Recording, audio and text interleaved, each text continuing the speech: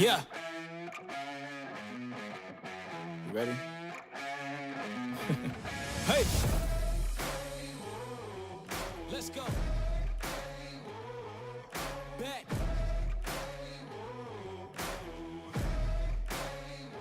Yo, once again I'm back around. Real shit back in style. Haters reconcile. I'm so black and proud. First class tickets now. Feet all in the eye. Everybody looking down. Everybody get red when you drown, huh? Look at me up. I'm putting it down. You picking it up. Checking the models. They want us to go to college just so we can be stuck. Go to school to make a living. Or teach yourself to make a fortune. Common sense. Welcome to the apocalypse. I'm one of the horsemen. I don't need your endorsement. I don't need reinforcement. Giving you your last warning. Cause I'm at my prime. Yeah. I'm at my prime. Whoa. Have I gone too far?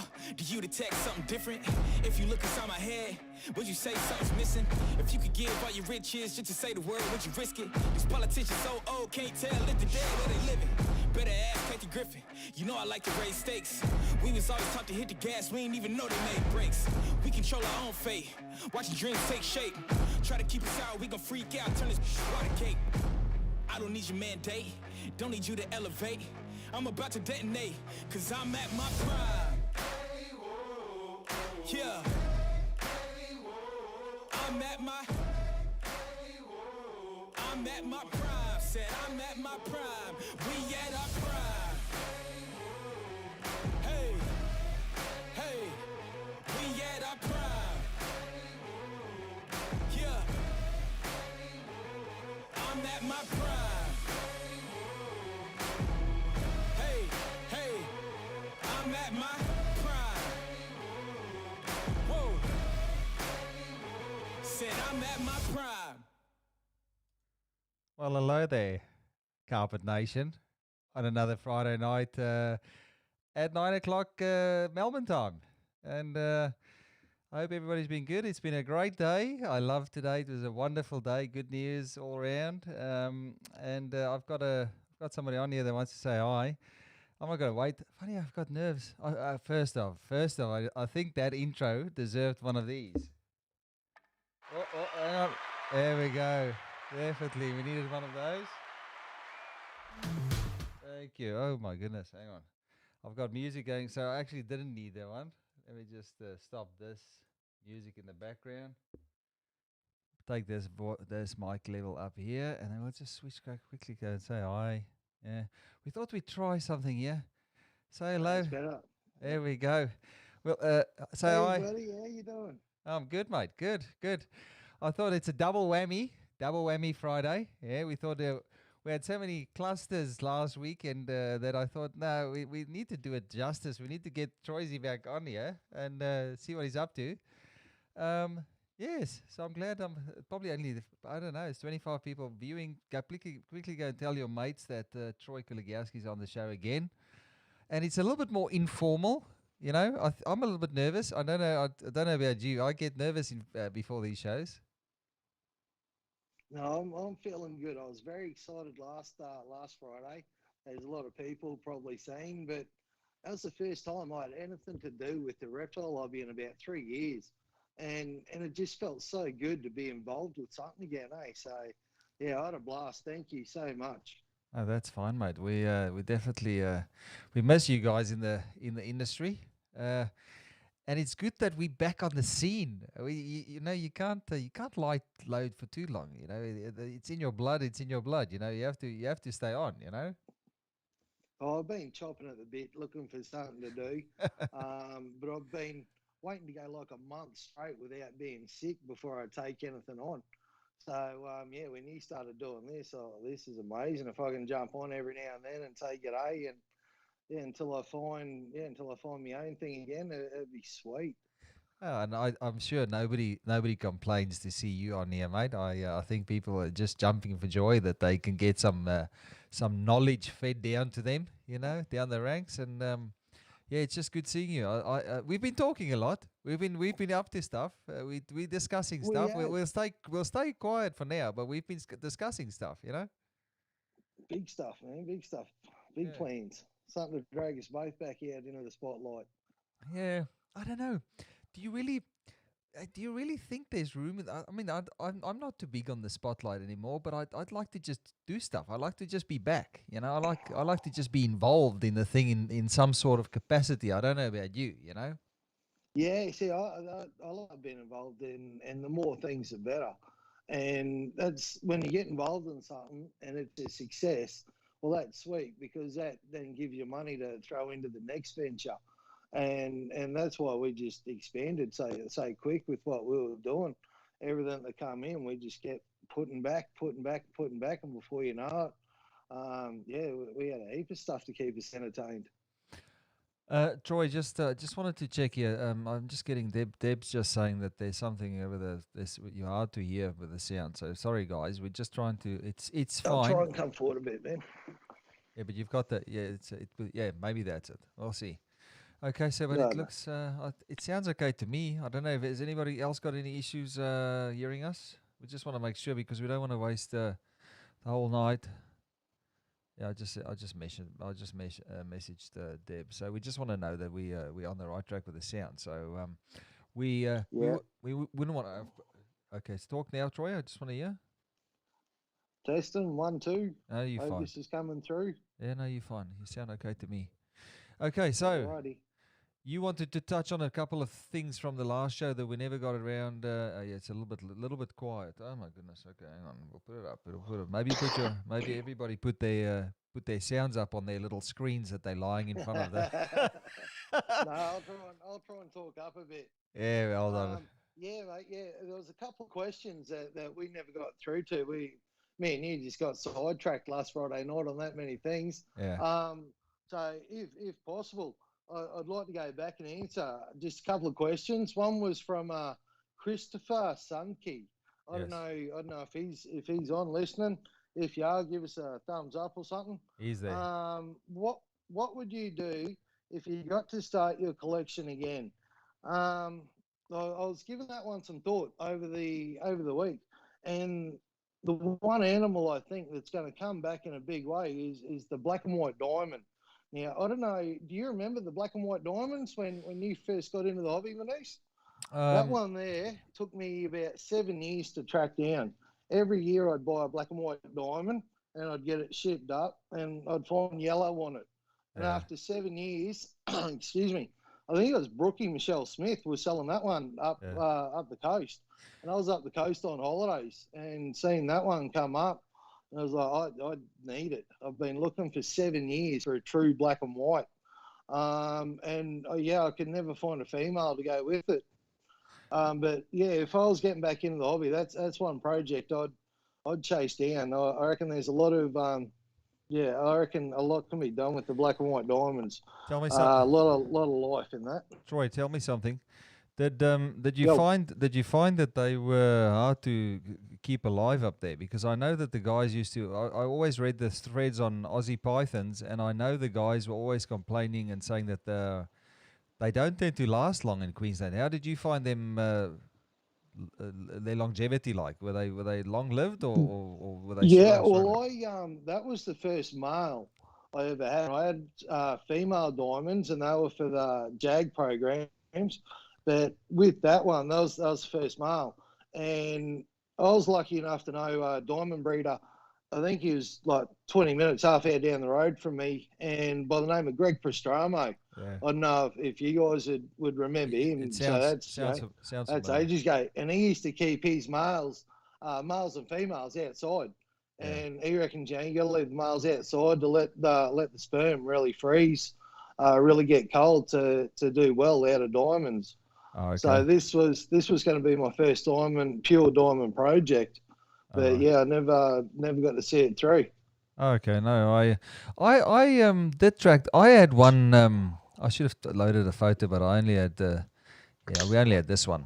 But I had one that wasn't as black as that one, but it was definitely black and white. And I don't know the origins. I think I got it on breeding loan. Beautiful snake.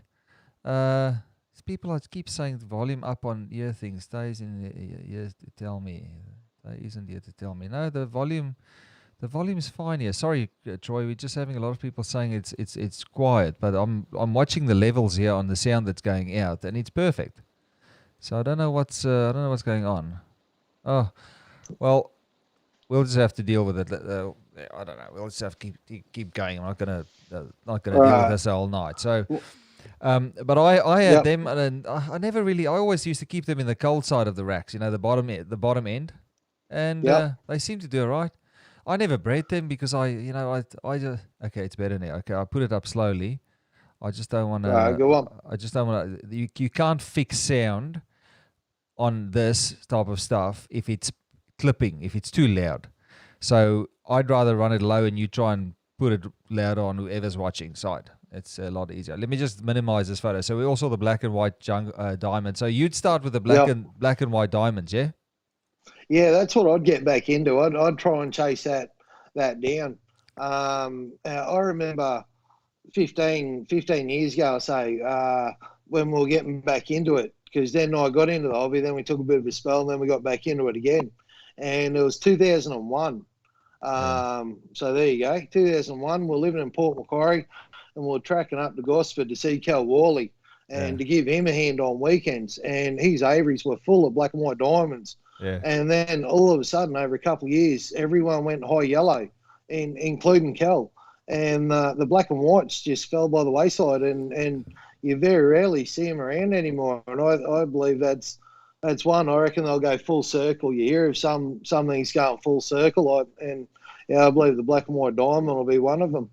But it's happened with a lot of things. It's like people. It comes in waves. So people overbreed stuff, and the numbers just go up and the demand goes down because it's oversaturated. Then, like now, I saw somebody was looking for like Gippsland water dragons. Funny thing, nobody can find them. I know, Faye and Garth breeds them, and I've not seen them anywhere else. So the demand goes up for them, and then I know what you're saying. So the diamonds, and especially because they're not straightforward to breed them. That's we know that they're a little bit more technical. You can't just keep them hot all year round, and then you got the rarity of the color as well. Yes. So that plays right into it. That and you know what? The first pictures I ever saw of diamond pythons were black and white diamonds. It's the iconic, color, the white and black. That diamonds.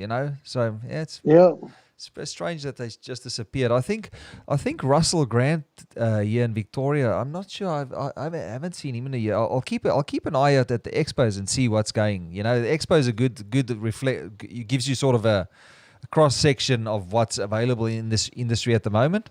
I'll have a look and see what if diamonds are featuring, but then you don't know. When you see a baby diamond, they're ugly as hell, and then you don't know what you're getting. So no, you can't tell. You can't tell until they're a couple of years, and that's what I found. I'd buy one in. The seller would, it's definitely black and white, and sorry man, it's got yellow on it. It's not what I'm looking for. Yeah. So what was the other? What was the other question? Yeah, go. What was the other question you had to ask there? I got Jason Smith asked, while on the albino topic, and I think we're talking about the albino olives, I've heard it's tough to get olives to breed. What are some pointers or some of the tricks of the trade? Well, this is all yours. I know nothing. Right, brother. Pointers I've found keep your males skinnier than your females, a lot skinnier than your females. If you've got a fat male olive, he's going to be lazy. He's going to sit in the corner and just look at her. You throw a young, robust, skinny male in there, he's going to chase her down.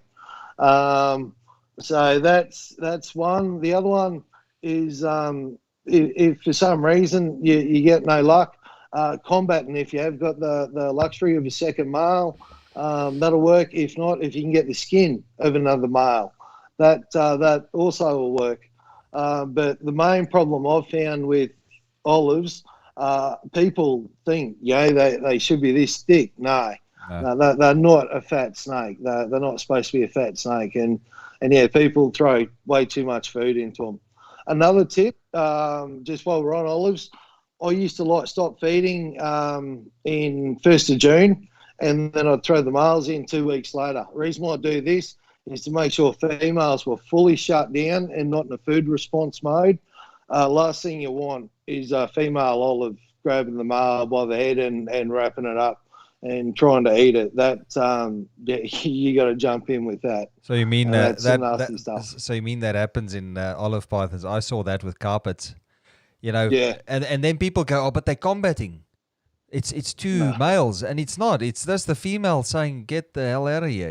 Like, I mean, it's just. Or still in food response. Yep. So that's a pro tip.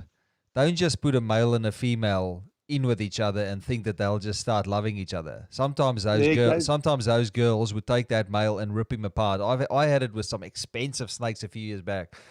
I think it was one of the you first. Put cameras on your breeding cages, Yeah. so you can keep an eye on them all night long. Oh yeah. Me, I was taught you make me sound like a pervert there, mate. No, it was good. I loved your system. Peeping Tom. That was in the good... Man, you've reminded me of something. That was in the good old days when Wi-Fi cams, it was a brand new thing. Man, I struggle with that because it only wanted to work on the home Wi-Fi, and I got that camera. That was years, man. That was 10 years ago. When I don't forget much, eh? Oh, geez, that was so long ago. It's like talking to Roger Lester the other day. I haven't spoken to him in years, and he reminded me of a snake. Remember Spider-Man? Did you ever follow Mark Sims' breeding project? Remember Aussie Pythons? There was a guy on there, Sim Magic or something like that. Or Sim, Mark Sims Python, something. But he had a jungle python that was like highly reduced, like real lots of, and he called it Spider-Man. And Roger said that, and I was like, man, I forgot about that stuff years ago. We forget about, we forget how long. And I haven't even lived here, but I've been here since I came to Australia. From the first month, since I got my license, I was involved in the reptile industry. Yeah. Yeah. That's a long time ago, man. You forget some of this stuff, like that camera. Can't believe it. Do you remember when Nick and Rex Stock produced those super stripe jungles? Same year they produced those really freaky, I think they were Darwins, and they called them Ghost Darwins, and they were reduced pattern as buggery. Do you remember those ones? Yeah. And I remember he still had his copyright mark on it and stuff, so people come, because those days people could take photos on the internet and sell snakes as theirs because not many people were on there yet. Oh, I got a story for you. I was at Ben Whittle's. Now, Ben Whittle was one of the first with the Jags. Yeah, go. I was at Ben Whittle's one day. We were sitting out the back having a chat. Yeah. And a message come through on his phone, and he started pissing himself laughing. I said, "What are you laughing about?" And he said, "I just got sent this message. Are you interested in buying this animal?" And he showed me the animal. What are you laughing about? It's a nice animal. I own it. He took me up into his room and showed me that animal. But they still do it. If you look at some of those ads on some of the classifieds websites, there's the biggest, and you usually can see it's not somebody, it's definitely a scammer that's first language is not English, and then you can see the pictures and you go, and then guys like Joe Ball always gets people trying to sell his blue tongues online. I wonder, it's a form of flattery, I reckon. People take your photos and try and sell your snakes as their own. It's definitely a form of flattery. Here we go. We had a lot of BHP photos stolen. That it was, good luck to you, whatever. If people sent us the thing, hey, no, we didn't sell them anything. We don't know that person. Yada yada yada. Oh yeah, we did. And that's usually. So what do you got? You got a question? That's usually let me just read through some of the stuff that people say here because you can't see it there. So I'll just tell you. So people were complaining about the sound. I think we fixed it now. So they just said your side was there. Okay, well we'll just jump, and then said Kevin Milner says black and white diamonds is a hard one. Most of the nicest adults start out yellow and fade with age. I don't know. I don't know enough about diamonds to know if the yellow ones start to fade as they get older. The one that I had was only a small. The one that I had was maybe a 4-year-old male, small, only about 1.5 meters, and he was skinny as a reed. and he was white and black. I mean, there was no lots of white. I've got a photo. I'll post a photo of it on the carpet python page, and people loved it because he was so clean, white and black. You know, there was no other colors on there. Gary Hughes says we were talking about fat snakes and whatever, and it's poor breeder. And Gary Hughes said, that's what my wife keeps telling me. Yeah, okay, yeah. And then Chris Sankey says, check out Sean Carroll. Yeah, Sean Carroll is down in Victoria. He does breed some nice diamonds, I have to say. I've had a look at his diamond pythons, and they're really high white. You know, like. But you don't know, you know. But he's got some high yellow stuff as well. His jungles. Yeah. He's pure collection. He's top shelf. He's got some nice. He's doing with the pure stuff. Yeah, like selective. Somebody asked as well. Somebody asked here on the. This is something we can talk about because you also did a bit of that stuff. So there's somebody said something about. Let me just find it. About selective breeding. I can't see it. I can't remember who asked it, but I think they were asking. Hang on, mate. Hang on. There's a question there that you can maybe answer while I'm looking for this. Is Ben Whittle still keeping? Bought one of the first albino jags he produced back in the day. He had some cracking stripes, I think is what it says. Let me just check. Cracking stuff. So you would know what Ben's up to these days.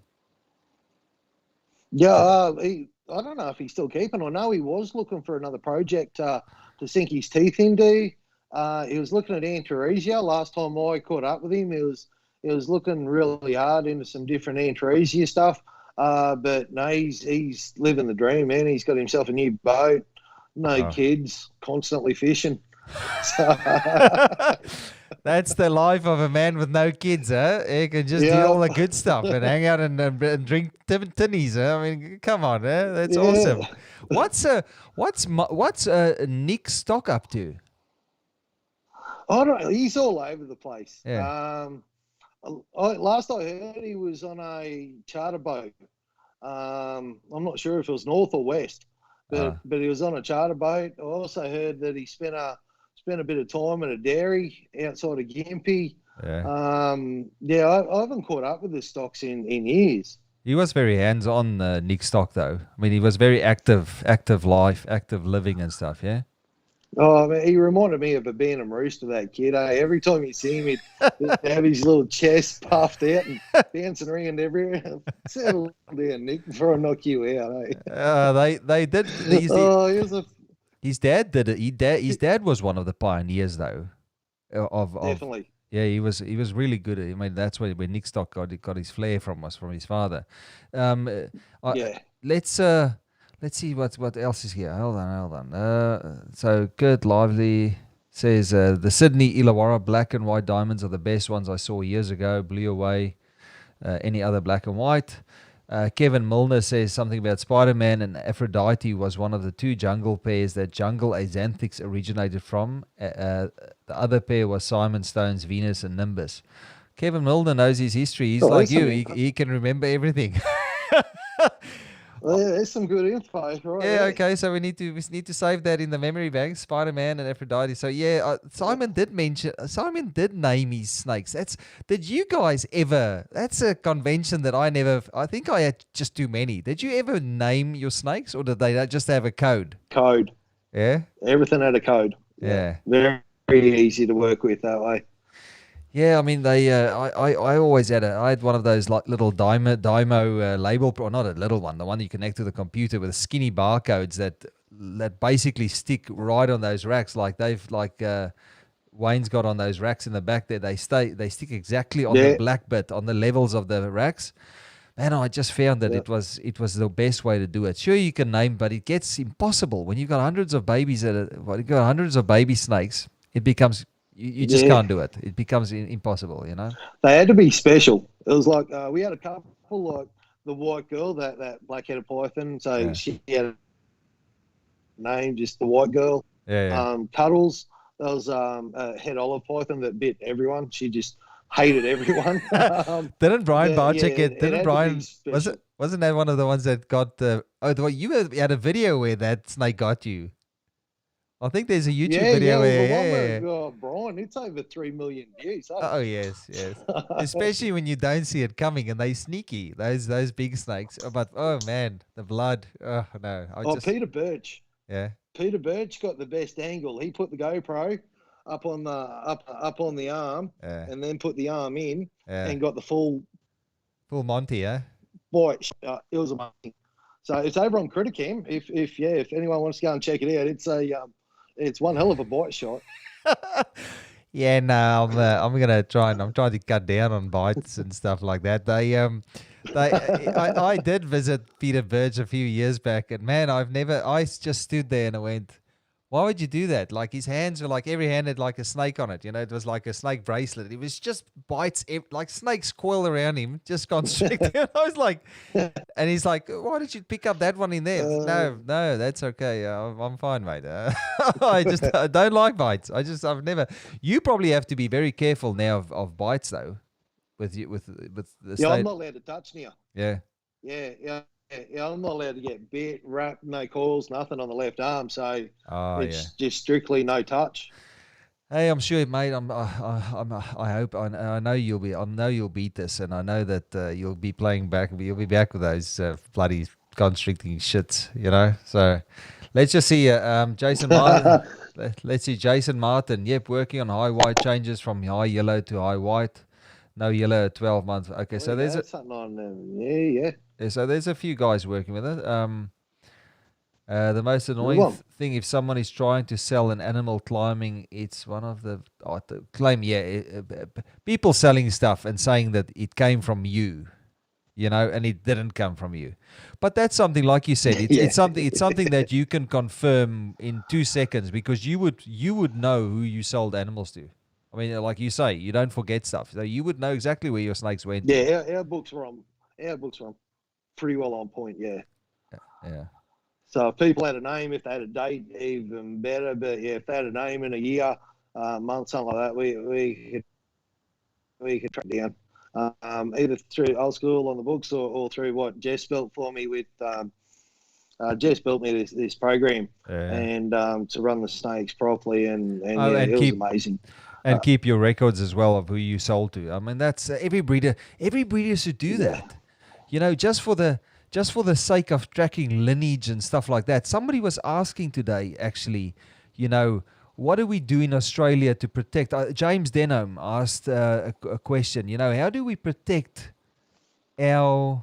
I saw it just then. Saw it just then. Sorry, Troy. I just want to check because it was quite a well worded question here. Let me just. Well, you're finding that. That's what we used to do with the olives. We'd keep a track of what bloodline the person bought. That way, if they forgot, which a lot of reptile people, keepers would, if they ring back in a couple of years or message back saying, look, I got one. I want an unrelated or as far unrelated as possible. Yeah. We could check them up, find out what bloodline they got, and go as far removed as possible. Our end for them. The question here was, how do we protect the pure gene pool from morph crossbred siblings? 99% are against culling. Yeah, I know a lot of people don't want to do it. I remember years ago, a couple of overseas guys were talking about tail notching or taking the tip of the tail off as a visual marker, which also got shut down pretty quick. I think microchipping and those lineage trees that Nick Mutton provides are great, but what about the desexing? I don't know. I don't know if the Australian hobby is at a point where it's on that level where it's still growing. You know, if you had a majority if you had a majority of seasoned breeders and keepers, you would probably think that would work. But I think because it was it's something that I looked into years ago, and the plan was, because I caught your show on Wednesday night about microchipping animals, and we did microchip a few alb olives. They got sent out with GPS trackers and stuff like that in them, and getting the chip in was no worries at all. But one thing that we did look into was I wanted to put a microchip into that snake and then be able to run my phone, over that snake, and up come all the info straight on the phone. what that snake got paired with last year, what it got paired with the year before, what it produced out of those clutches, all that sort of stuff. But the technology just wasn't there yet. Yeah. So that's something that's still on the back burner. That a project I'd like to get involved with is microchipping snakes and having the app developed. So you just run your phone over your snake and up comes everything. But yeah, not yet. I did see Deb had shared a post on her profile the other day, old one about microchipping, and then is it the Linear? So what's the vet up your way that you guys used all the time? What's Josh? Josh Linus. He posted a photo of the a new style chip, man, and I can't believe how small they are. They're tiny. So I wasn't sure if I was I have to get back in contact with Josh. Yeah, so I think it's like less than 5 mil. It's a tiny little thing. It's smaller than a grain of rice, even smaller than like half the size. And I thought, okay, well, I wasn't aware of that. So it would be possible. I'd still think it would be impossible for something like a baby Antaresia. Like you wouldn't do that to a small. But I think that's something. I don't know, man. What was your? I know for a couple of years you guys didn't sell siblings, and then you decided to sell siblings. What was the reason? Yeah. Like I never asked you. What was the reason? Because we were all against it, and then you guys thought. Hey, what was the reasoning behind that? Why did you guys decide that was like for the first year? I'll be honest. For the first year, I culled all siblings. Yeah. And I felt horrible. Yeah. I didn't want to feel that again. No, I said that. And it was right. If it takes me 12 months to sell these things at $25, $50 each, whatever, I don't care. And it worked. We got some crackers in there that we actually sold for $350, $400 for a sibling. Yeah. A lot of stuff went to first-time keepers that just wanted something new, robust, all that sort of stuff. Yeah, done. But yeah, that's the reason. I think the first year I culled sibs and felt bad, felt horrible, man. Yeah, no, I mean, I could never even go back to that time ever again. I mean, it was just one of those things that, I mean, I think it's part of the sorry. Sorry. To chime in though, mine weren't wasted because we had a lot of blackheads. Yeah. So problem blackhead hatchlings and whatnot. They love a defrosted carpet python. So yeah, no, I mean, as long as it's not a waste, I think it was part of the time we were in as well. The hobby was just the mutation side of things were happening. I don't think any of us knew what to do. I mean, I remember following the American forums, and they were always saying, it's really the breeder. It's not the breeders. Okay, we've got a certain responsibility to try our best to home those animals to people that we feel are competent to keep siblings. All right, but at the end of the day, it's not the breeder's responsibility what happens to that animal. It's the new owner's responsibility about how he represents. It's honesty. It boils down to honesty by the person that bought that snake. So if that person bought a snake knowing that it's a non-pure and selling it as a pure, then who does that responsibility fall on? It's the guy that sold it. It's not the breeder because as long as you sell that animal for what it is, I don't think you should be held, you shouldn't be held responsible for what happens to it. I mean, it's technical. It's technical, Yeah. Well, we didn't call our sibs. We label ours mixed carpets. Yeah. And people said, "What's that?" And we'd say to them, they're a mixed breed of carpet pythons. It's got mixed blood in it. Yeah. And we'd keep track of the line. So it might be 50% coastal, 25% diamond, 25% jungle. And some guys that are in that were getting into the mutations, they're actually looking for jungle diamond crosses and whatnot. They actually become a very popular cross. Was the jungle diamond cross? People were paying good money for those snakes. So yeah, I mean, do you ever hear from people that bought some of those siblings in the past? Did the people actually ever reach out to you guys, or I mean, I don't know if you probably don't answer too many messages on. Yeah. Yeah, and how did they say? So they Yeah, still, no. I answer a few. Believe it or not, we still get weekly inquiries yeah, about what do you got for sale. uh, Um, but yeah, a few people stayed in contact, especially some of the ones that bought some of the projects that we yeah, hadn't finished off. So they've taken the projects up and they're sending through updated photos and stuff like that.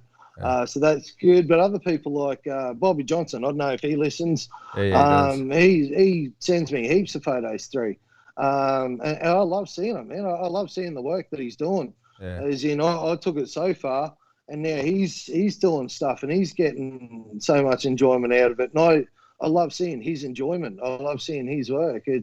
But it's not just him. We get a few. I'm just naming him for yeah, example. yeah, no.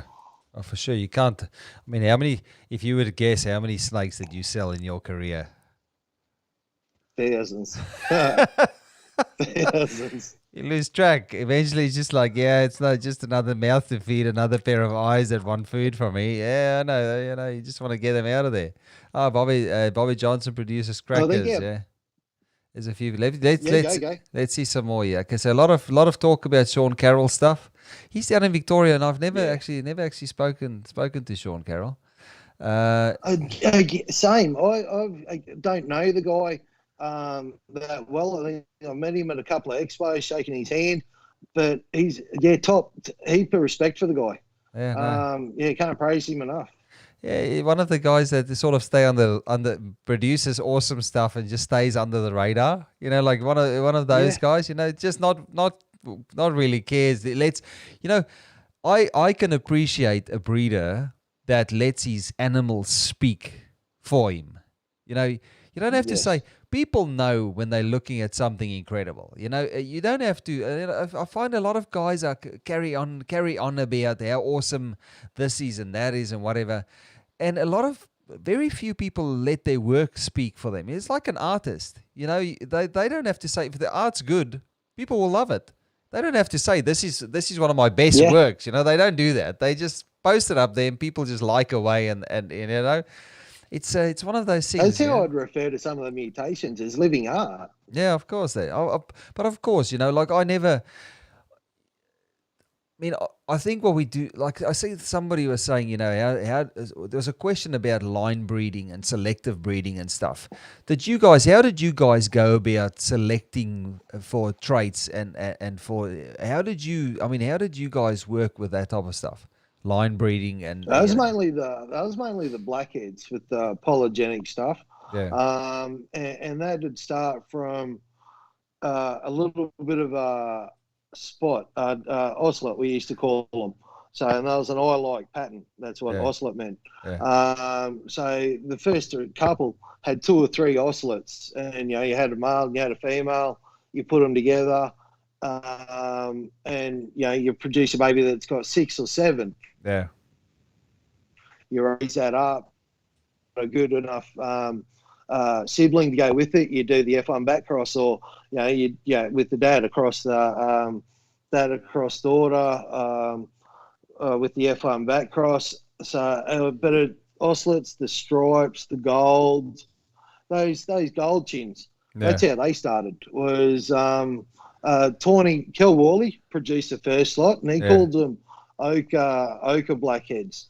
Now, just as he was calling them ochre blackheads, by memory, I think Kel, myself, and Dan were having a bit of a falling out over the Jarrett Adders. Yeah. And I was like, well, Buggy, do what you want. And Kel knew we wanted these ochre blackheads, and we'd spent good money with Kel. Yeah. And I'm talking good money before there was good money in the hobby sort of thing. Yeah. And Denver was away at a wedding one night, and I can't remember who was getting married. Someone was getting married, and I was living with Den, and blackheads were hatching. So I went through and cut the clutch, and bugger me, blackhead come up with a big full thing of gold under his chin. Yeah. So I ring Denver and say, someone's just hatched out a full gold chin blackheaded python. And he's, no way, who? You. He's, no. And you were there to see it first, huh? he was about an hour and a half away. He was home within hour 15. Yeah. He sped home. Just dumped the wedding, crashed, dumped the reception, Oh. straight home to have a look at this thing, and that's how the gold chin started. They the first one had a big hunk of gold. It was a female. Yeah. We eventually got a male with a bit of gold, and then it just grew from there. Now, what we were trying to get, we'd produced it a couple of times, but we'd produced 3 of them. All came out small. You could tell they were going to die within the next week or so, because as soon as you cut the egg, the yolk was like the, what's it called, the albumin or whatever. Albumin, yeah. It was it had that greeny tinge to it. Yeah. And the belly, how the belly of blackheads is really white. Yeah. You'd see green tinge, and you think, oh, it's got kidney failure straight away. Yeah. And sure enough, a lot of them just they'd come out small and dead, but they were not the 3 of them, but they were a full gold head, no black, super hypo looking. Yeah, I remember those photos. Python. Yeah. Tell me that I don't know if you guys had those train track. How did they start? Those, because that was selective breeding as well. I remember you had every year you had that. Where did they come from? Those train track blackheads. How did you start picking? Tiny little bit of striping down the tail end, and the last 3-4 inches of the blackhead's tail had a little bit of twin striping on it. And so I was put the 2 of them together and increase it. And we're lucky enough that one of the first bubs that come out, it was increased a lot. Yeah. But she was a horrible snake to breed. She was, she was very tricky. Now, out of that, the train track girl, our big train track girl that we had, she actually, Denver, the knucklehead, never took a photo of it. She actually got paired to a coral calico black-headed python, and because we thought we'll just put 2 different things together and see what happens. Yeah. And bugger me, we got out a pieball. Yeah. And it was like the snake ranch pieballs where the straight white body and a bit of marking on the head. Yeah, That's what this was. This was a straight white blackhead with a bit of black on the cheek. Lasted about 2 days in the egg and died, unfortunately. Yeah. And Denver was that pissed off, he threw it in the bin with no photo. I think all of us would be like that. I've had some stuff where you go, really? You were just flicking your tongue at me, and now you just pulled your head. You pulled your head in there, and this is one of the reasons why we cut eggs. We cut those big holes in there. And we just give them all the chance. Man, I actually poured with some of the more expensive stuff. I used to pour the albumin just a little bit out, so just like, there's a little bit less of that in there. So because as long as they're wet, they can absorb. But there's nothing more annoying than looking at that beautiful baby in there, breathing fine, and then the next moment it's dead.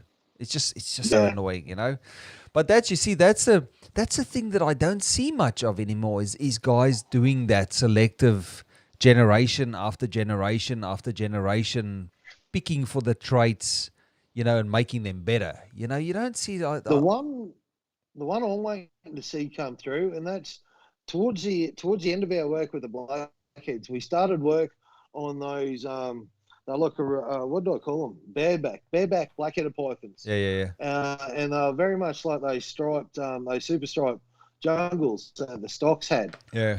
And that's going to be the end result. It's going to be like a tiger stripe jag, but in blackhead form. It's going to be the end result. And they're going to be big when they hit the market. And again, that work's happening quick. I think they're getting a lot of. They're coming ahead leaps and bounds. It's not just increasing a little bit up the back. They're putting 2 together and getting half a back out and stuff like that. So it'll be good to see the end result. Years ago when they had in Melbourne we had the reptile warehouse, the Melbourne reptile warehouse. Years back, man. We're talking the early 2000s. And the first blackheads I saw there were like those black backs. Those really black. with the flames up the side. And I remember I've got a photo somewhere of the first one and the guy pulled out one that was like a standard blackhead, and he pulled out one of those blackback things, you know. And I remember just loving. The problem is they get dull as they get older. You know, the more dark they are, the darker their body gets. But I remember seeing that snake, and I thought that thing was the most beautiful thing I ever saw. You know, with that big, and you don't see them either anymore. You don't see that. I do see a lot of they faded axanthic. away. Yeah, sorry. They faded away. It was like the black and white diamonds. You've seen them everywhere, and now you don't see that many. Those black backs, they were everywhere back in the day. Yeah. And Dan and I were stoked to get one that had a little bit of black. We actually didn't we didn't breed that first one. We bought that in. Yeah. So yeah. But you can imagine but you can imagine the possibilities there with a black-headed python selectively bred to have more black, and eventually you end up with a jet black-headed python. You know, you could this is projects. We're giving tips out now here. I mean, we're guiding these guys. You know, this is stuff that can be done by just picking the best of the best, and you like a clutch, and you keep the ones with the most black. Then you take those, you raise those up. It's a slow process, but the rewards are so much better if you do it over that much time. I mean, you see some of the guys on here, you know, like Wayne with the Axanthic project, you know, where he is now, how long it took him to get there. And, you know, it is, you know, sure, their value goes down slowly over time, but it's always the work that you can be, it's the proudest work. You know, it's the work that you're proud of. It's the stuff that you've done that who cares if it's, you know, in your mind, that's what snake breeders, that's what gives us the kicks in our life. Is that years we put into projects, not buying into stuff. Yeah, we all start buying into something, but then a lot of us just hone in the work on, say, a few animals, a small handful, and we turn that into a line. You know, you don't. It's a dying art, you know. I don't know, and I mean, there's only a handful of guys that I can say I've seen create stuff that has never been made before and that will live on forever. You know, if people keep working with it. Albino Darwins are a good one. I know they're as common, but you can have your high yellow, your reduced pattern, your stripes. There's a great photo kicking around on Facebook the other day of a whole. It had some sunglows in there and just a whole heap of different albino color variations. Yeah, it was a beautiful photo. Yeah, I think that it's just a lot of people just rush. You know, it's all about instant gratification. SA wormers. SA wormers. SA wormers back in the day, you'd see a few with green, a few with purple, a few that were high silver, and no one's really, well, not that I know of. I shouldn't say no one. Someone could be out there working quietly, but I thought we'd see some high greens and some high purples and stuff in the SA wormers starting to come through. Yeah, but they also and they've got and they big as well. They're big. It's a big bulky snake with that like light olivey. It's got like a yellowy head, black. Beautiful. Beautiful snake. I remember seeing Neil Sonneman used to work with him, and when Neil stopped doing it, you know, where's these lines gone? Where did these lines go? I mean, maybe I'm not. Neil stopped, we bought 8. Yeah. And we done a little bit, but like you said, we honed in on carpets, olives, and blackheads. Yeah. So we found the animals that we wanted to hone in on. We couldn't afford to do the essays as well because they were, again, another big snake, and we're already working with 3 big snakes. Yeah. No, that's no. Let's see some more questions here. Hold on, let me just see. Today there was a few. Here we go. Tips and tricks for managing a collection efficiently. Now, you had a large collection. I had a large collection. Your top tips for looking after lots of... No, it doesn't have to be lots. But if you say you've got, you know, I always say 20 snakes. What? That's just a rookie number. You have to bump up the numbers. You know, come on. You know, 20 snakes. Who does that these days? So if you had 20 plus snakes and you needed to streamline that, give me some tips on... Give me some tips on how you guys manage it. I mean, you grew a collection, and as it gets bigger, what do you do? How does it change over time? First thing, get a good playlist. You want good Oh, music going while you're working. Um, Second thing, just say I had to clean, 100 hatchlings. yeah, I'd work out what I need to clean that. And if it was paper towel, I'd fold up my 100 pieces of paper towel and I'd have that ready. I'd have my water bottles ready. yeah, I'd have F10 ready to rock and roll and spare bits of paper towel. yeah, I'd have another cage ready so I could take a snake out, put in like a holding tub. I could then take the bit of paper towel that was in there, throw it in the bin, give the cage a quick spray with the F10, put it back on the table with my bit of scrap paper towel, give it another wipe down, make it all clean, throw that in the bin. My paper towel's already folded up, put that down, give the water bowl a quick clean out, water bottles all within arm reach. Everything's done. So I'd make sure everything was ready to go before I started the job. So it flows. I mean, I was the same. I sat Yeah. on Saturday mornings before I started anything. I sat down, and I used to fold news because I used all the vision racks, But the hatchling tub takes a piece of, this insert part of the newspaper, the small like A4 size part of the newspaper. Yep. If you fold them exactly in half, they go fit perfectly in. And I remember spending hours folding newspaper, and just because if it's ready to go, one of my biggest time-saving tips was when I changed over to plastic water bowls. Those round 500 ml deli cups, those takeaway containers. Yeah. I always used to have the ceramics, and I always used to take a whole bloody morning to wash those and whatever. And eventually, I just went, nah, I'm getting a box of them, a couple of boxes, and we're using. I did wash, but I used like, say there's 200, I'd use 200, and I'd leave that in a week, and I'll clean them like once a week. I used to do the water, and I'd make sure I clean them. I used every water bowl twice, and then I used to chuck them out in the recyclables. Right. But since I did those little things, having the paper ready and having the water bowls filled and ready, because I did it in stages. So I cleaned the bedding first and the tubs.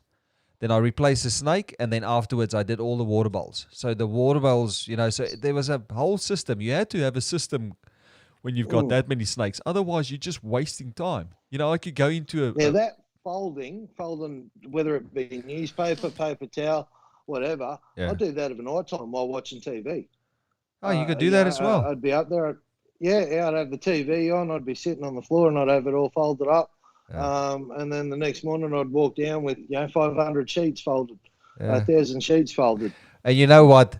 I had a kid over one day that wanted to come and help me work in the snake room, and they've got people have this glorified. When you've got a big collection, people think it's just all fun and games and stuff.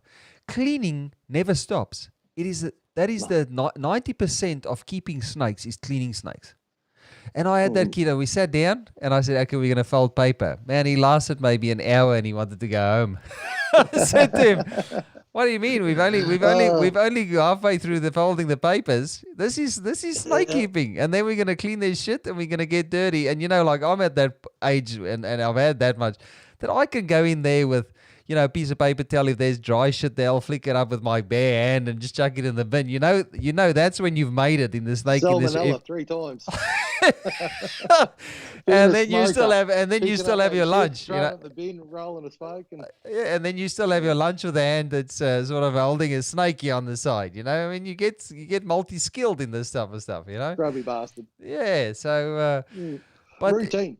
Yeah, routine was another big one for me. And tell me, when you guys bought in new stock, I know some of the guys that I know that have heavy quarantine stuff. I know what, and I could be wrong, but I remember from the way back when Wayne used to keep his new stock off-site at somebody that is like at a family member's house, and he used to bring it across once it was there for like more than 12 months. I know Brent at Yep. KHP does that. I know you guys also separated new stock before you introduced it in there. What was your protocol? What was your protocol routines like when you got new stock, mate? Three reasons. Three reasons why we used to keep an outside house, Yeah, and that was fire, theft, and disease. yeah, So any one of those three will take your collection out. So anything that new that come in, that went into a quarantine room, yeah. if there was already animals in the quarantine house. So Joy, like for example, Joy and John, our parents would put a couple of animals, just stash them over there for 12 months, 18 months, if possible. Would buy in the animals, if they're older stock, would breed them, and Yeah. then would bring the hatchlings back, and get rid of the adults, turn around and resell them. But if they were animals that we wanted in the collection, they'd either have to sit in an outside house, or at my place, I ended up building a quarantine room as well, because we had animals in both and didn't want to cross contaminate it. I had a whole heap of carpets in over at John John's, and I had Warwick sending up half a dozen, Yeah. eight olives, and so I needed a new quarantine room. And just just built one. and just to chip in there, it's Yep. people don't get the quarantine thing where they, like you have a quarantine area and you've got snakes in there that's been sitting in there for say 9 months, and they bring in new snakes into that quarantine room. People think that the other, it resets the clock. A lot of guys don't get that. When you introduce new snakes into a quarantine situation, you have to start all over again. So it's best to bring in stuff, and this is why it's such a slow process. When you have a solid collection, and you bring in rarities, or you bring in stuff that you really want to push into a different direction or need to add to the collection, you need to bring them in and keep them. You buy them in, and then you clear them out of quarantine after say 12 months, and the longer the better. And then as soon as you bring new things in, man, and this whole process of quarantine, we've been talking about it. I don't think people quite understand how that works. Like the cleaning in between the cage. It is a big job to quarantine correctly. It is a massive job. And I don't think. One tip is always spray for mite. I'm not sure if you did, but always. we got a new animal in, didn't matter where it come from, even though it was going in quarantine. You spray it for mite before it goes into quarantine. Yeah. And then you go back a couple of days later and you spray that bugger again. And then you go back another 3-4 days and you spray it again. You make sure that if there was one or two on there, that you're going to bust that cycle. If it did lay eggs and those eggs hatch, you're going to get them then and there. Yeah. If you got a big collection, you don't want mites getting through you. I think I mentioned it last time. I had this guy that one of the few people that ever came to visit me in the park, when I had snakes, and they, every time he left, there were snakes running around. There was mites, and man, what I found works. It's very hard to eradicate mites in a large collection if they're already there without spending hundreds of dollars. And what I used to do is I'd get like 5 cans or 6 cans. I used to buy boxes of 12 just in case. You have to be prepared for all situations when you've got large collection. You can't just work day to day, you have to have the stuff sitting there ready to go. The earlier you spot the mite, the better. And I was always all over it. If you spot one, there's usually many, because as soon as you spot them, if you spot mites on the outside of your cage on the racks, because they usually drink blood. Then they climb off and they go sit somewhere and absorb and digest the blood. Then they'll climb back and find their host again. So if you find mites on the outside, you've already got a major problem. What I used to do was I used to get those cans, and I'd used to, how I had that room of mine set up, with passages to walk and the big racks in the middle. I used to clear a can on either side of those, also 2 cans at a time, straight into the air, and I closed those doors. I sat there with the snakes breathing that shit, making sure that everything's dead on me.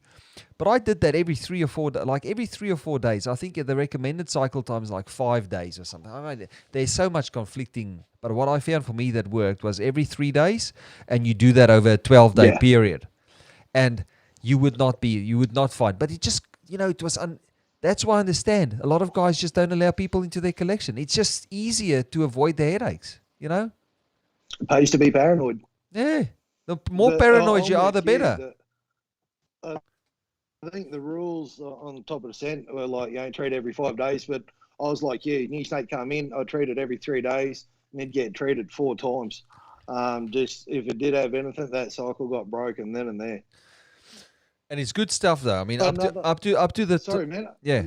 Another tip I want to get out there is if you are having people around, one place a lot of people forget to spray. If we had people come around, we'd delouse them. Like they got sprayed head to toe, and I mean head to toe. We'd make them pick up the soles of their feet, and we'd spray the soles of the feet. So many people forget to spray the soles of the feet if someone else coming in the collection. So don't forget that one. If they've got a mite, on the bottom of their shoe, and they walk it into your room, you've got. Just I wonder if you shouldn't just. So we'd spray them, and then we'd sit them out the back. Just wiggle those. We'd sit them out the back. So we'd spray them down.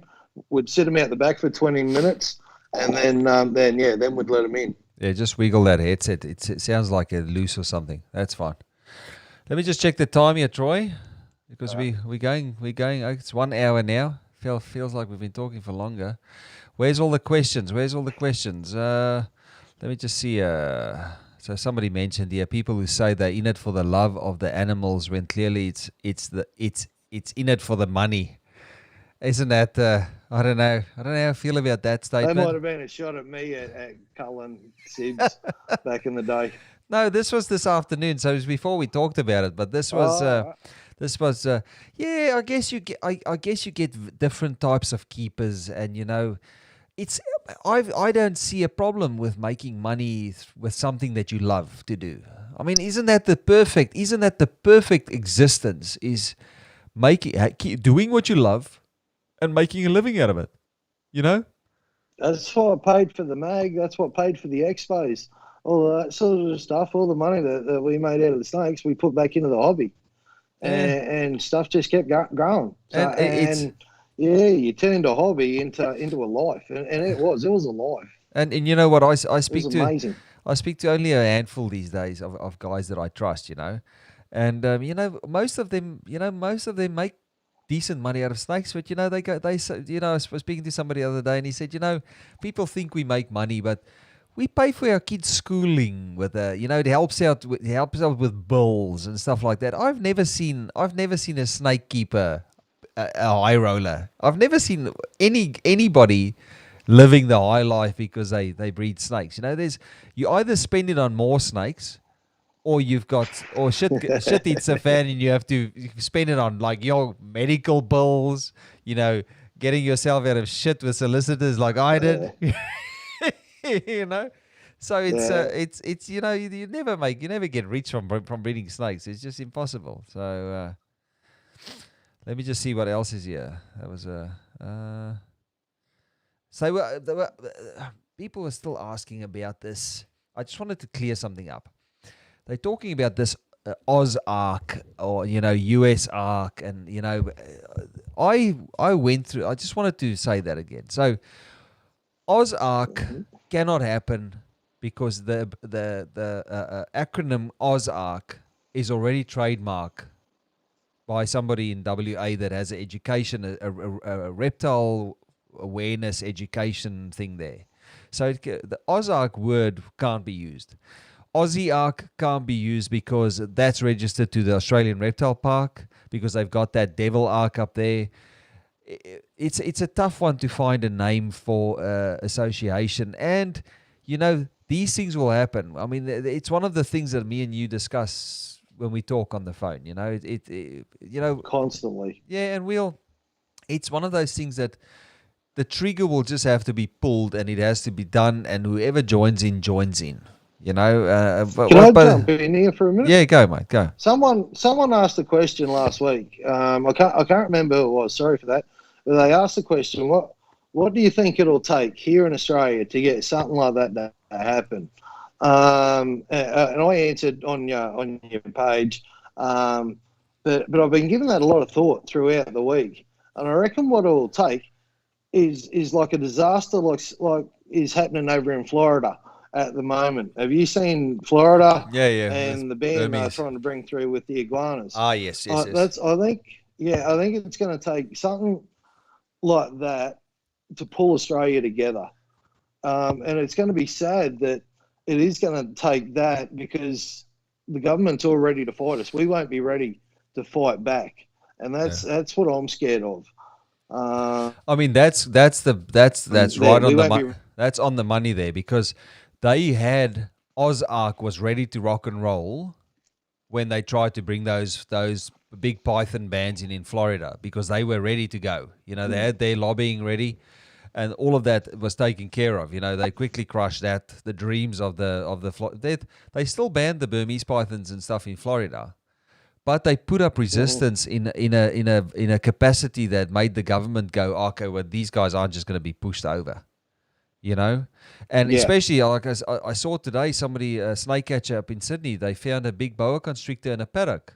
Paddock. Is that a paddock? Paddock, yeah. How do you Aussie say that? Paddock, Yeah, yeah. paddock. Yep. So those type of things are not good. I mean, it's you know, now we understand why you get reckless people that let exotics. I mean, that's worse than I don't know what's worse though.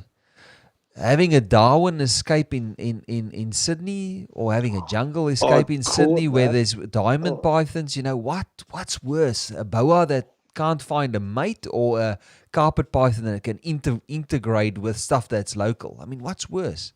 What do you think? I'd say the carpet that can integrate. A lot of the stuff, a lot of the exotics come winter, they're going to die out. So yeah, to me, I think we've got a small collection of corn snakes in Sydney somewhere. There's been a few photos of wild corn snake population, but people have been smuggling for what, 50 years now. I think they started back in the 70s. And if that's all you got in 50 years, one little pocket of corn snakes, where to me you get something like you said, the Darwin that gets loose in Brizzy and mates with the coastal carpet. That's a problem. There's 20, 30 crosses right there that are going to thrive in that environment. So. Yeah, I don't know. I think, but you're right. I think a major crisis and a little bit of pressure from the government, and the whole thing will fall apart. You know, the whole people carry on and scream, but it's going to take hard work. You know, like I just can't. It's not going to be a walk in the park to get something up and going like that, because you have people in our hobby that just can't they just can't see the bigger picture, you know. Like, I mean, I think that's the ignorance is what we're going to have to battle. I mean, that's going to be the biggest thing to battle is the ignorance that prevails. And a lot of people, just because they don't like your face or they don't like my face, will go, oh, stuff you. No, we're not going to support you. And they'll go out and maliciously work people up against it and talk bullshit. You know, I mean, I just don't know why. You know, like, I mean, come on, let's put the differences aside. It's going to be hard. You know? What we're going to need the masses to all put in there $10-20 a year, whatever it is, and hopefully never need the association that's formed. So they'll be paying for something that they'll never use, if that makes sense, because God willing, they'll never have to use it. It'll only be called in when government's coming in and trying to push a state law in, and we can push back. Or if something's happening and you're having problems, and then with parks, your local parks officer, well, then you've got a voice to go to fight back on your behalf. But it's going to be getting the masses to put in money for something that they're going to feel like they're never using, and that's going to be a hard sell, I think. But it's something that needs to be done to protect the hobby. It's a very good protection. I think very good investment. Yeah, and I think if you have the right people in there, and I mean, there's a lot of Well, what we don't realize is there are guys out there that can help us. There are solicitors and barristers that keep snakes, and these are the guys that you just need to rope into the biggest picture. And I mean, we've got the numbers. I mean, I think in Victoria, I think there was 30,000. When I helped out, when I was involved in the VHS, we got a breakdown every year. I don't know if they do it still. I mean, this is going back 2007. We got a breakdown of all the species in Victoria and the numbers of them in captivity, alive, dead, traded, all that stuff, like columns next to it. And from memory, I think that year there was 30,000 wildlife licenses in Victoria. Now, can you imagine 30,000 people? I mean, I saw that Queensland fauna lobbyist that you guys started up there in Queensland. It's pretty a given, Queensland fauna lobbyist. I remember you guys struggling with numbers, people just to just get involved. I think that the page ended up on like 2,000 followers. But that is appalling. If Victoria has 30,000, then I can imagine there'd be at least 10,000 wildlife licenses, if not more, in Queensland. And to only get 2,000 nationally and foreign to follow a page and actually get involved, that is just, like, come on. If somebody's trying to fight for your right to keep your animals that you've got, and it's true what you say, it's just fancy lawmakers making fancy moves to change the laws, and you'll have an uproar, and then it's too late. Once the laws are in stone, you can't take it back. Ask me. In Victoria, and I've said it on a previous show, it's a 10-year cycle, and people get the chance to voice their opinion about the laws, and a lot of the time they miss that opportunity to say something, and then the laws get made, laws get passed, and then we just have to deal with that for 10 more years. I don't know. I think it's 5 years up in Queensland. Every time they change government or something. But they keep it quiet. They don't public announce that, this is your chance to have a say. They keep all that stuff quiet. They don't want us speaking up. Yeah, they want us all hushed. They want as little resistance as possible. That's that helps them get their laws through. So let's. And the last thing they want is us united. Course. If we can come together as an Australian hobby. They'd shit bricks. That's why they throw laws in that suits bird keepers, but that totally screws over reptile keepers. And then they'll have laws in there that suit reptile keepers, but totally screw over bird keepers. And then the reptile keepers go, but we've got these ones that favor us, maybe the other ones don't matter that much. And then the bird keepers go, but we're lucky we got these ones, and we can deal with that. That's a sneaky.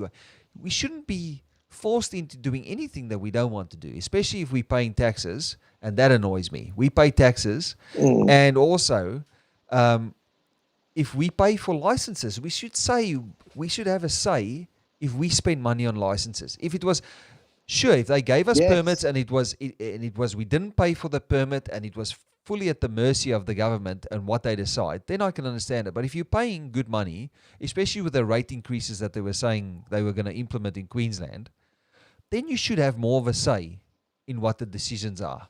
You know what I mean?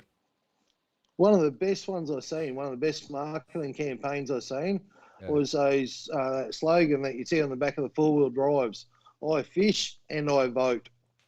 They were putting it right out there. We vote. Yep. We've got the numbers. Don't piss us off.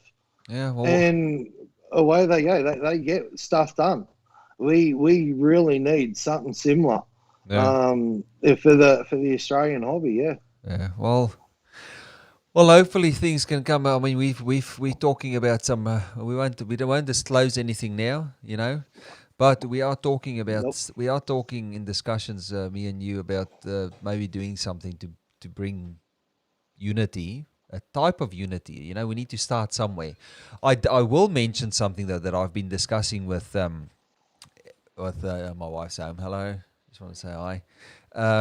I did. Troy says hi. I did reach out to Eric Burke at Morelia Python Radio. And I said to him, I'm it's a carpet python channel, and I thought, wouldn't it be nice to have something similar to Carpet Fest? You know how they had, and I'm hoping he's gonna come on the show and tell us how that affected the whole community, the carpet python community. Because, man, there's a lot of the carpet python community in America is very united. You know, I mean, Yes. they hold those Carpet Fest meetings, and they generate thousands of dollars in money, at auction and stuff for US Arc, and they Yep. have a great time. You know, I was thinking, Australia could really learn from something like that. And I said to him, what's the chances of us having a Carpet Fest, one car? You know, you can start with one somewhere in Australia somewhere, have a carpet, I mean, I can start something local in Victoria and just put the invite out, even if it's at my house, and get a bunch of carpet python guys together and just hang around a barbecue, cook some food, have a late night, I don't drink, but I mean, I don't care if anybody, I can have a few drinks, smoke cigarettes or whatever, and then talk about reptiles, and just get that socializing back into what is missing. It's missing that interpersonal relationships that people used to have when I started keeping reptiles, and I think it'd be really good. Well, Sorry, Deb Larks has these. Deb Larks up here in Queensland. Yeah. She has a reptile nutters barbecue. Yeah. And they're amazing. She'll pull, I don't know, 100 people throughout the afternoon and night, maybe more. Will come in, they'll have a feed, have a chat, and some will crash the night, some will just stay a couple of hours. But it's good. No one comes into the rooms. No one's coming into the snakes and all that sort of stuff. You'll just mingle out in the backyard, chatting away, and it's good to be surrounded with so many like-minded people. It just it feels good. And if there's other Victorians watching the show, reach out to me. If you feel like if you think that you'd attend something like this, I'll put it. It's private message. You don't have to comment here. I would seriously put something together. I'll make a logo for the Carpet Fest. I'll get T-shirts done for guys that attend the Carpet Fest, and we can just hang out.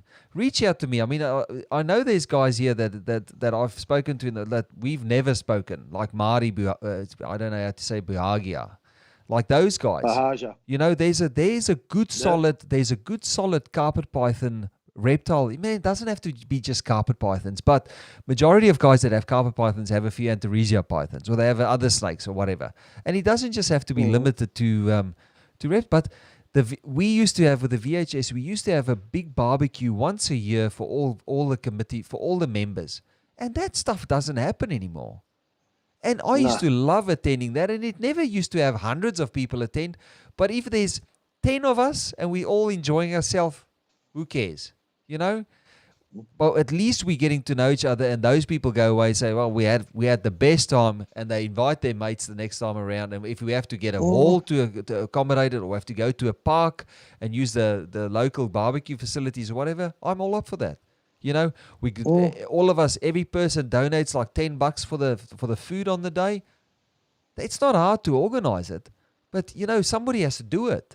So I'm all up for that. I'm willing to put something together, and I'm sure I'll get at least 10 guys to attend, and then we'll grow it over time. Because I'm not in this for the short term. I'm in this for the long term now, and I'm not going to fuck up again. I want people to understand that. Seriously, I want people to understand that I'm not the same screw up that I used to be. I hate mentioning this because people can see that it is a different guy here, But I want to grow it, and I want something sustainable for the reptile community. It'd be so much fun. Using your powers for good instead of evil. Good man. Maybe not all evil, but maybe, I don't know. But not that type of evil anymore, I've learned the lesson, you learn the lesson hard, and you This will keep you honest. Yeah, they did say, somebody did ask you, I keep hinting at the reptile underbelly and whatever. But we'll let this show grow, and then we'll have a night of bare all, and we'll, and I'll go through the steps of what you do to get yourself into deep shit with the government, and then I'll warn people to not go down there. It's becoming harder and harder. You see guys, poachers being caught nowadays and smugglers being caught nowadays. And it is not as simple as it was 10 years ago. It really isn't. If you think you can put something in a box and ship it overseas now, you are totally screwed in the head if you think that you're going to get away with it. I mean, oh no, I don't want to go into it now. But there are things that you don't do as a reptile keeper, and I think we'll touch on that. We'll have a show. And Underbelly size. What's that?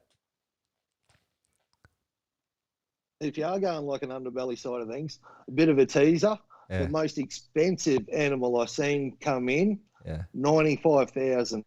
Was that the albino tree python? Oh, way to ruin it, yeah. Yeah. And I only 95K, I only know about that snake is because everybody got offered that snake and people were being played it's the against worst- each other. worst kept secret. And I think it was a bullshit story as well, because I don't think, did you ever see the real animal, or did you see just photos of it? No, we actually looked right into it. Yeah. And we found the real animal. It was on YouTube in a shop in Thailand. And rumor has it that the triads brought it in from Thailand. I don't know who brought it in, but as soon as we heard that, we didn't have that money.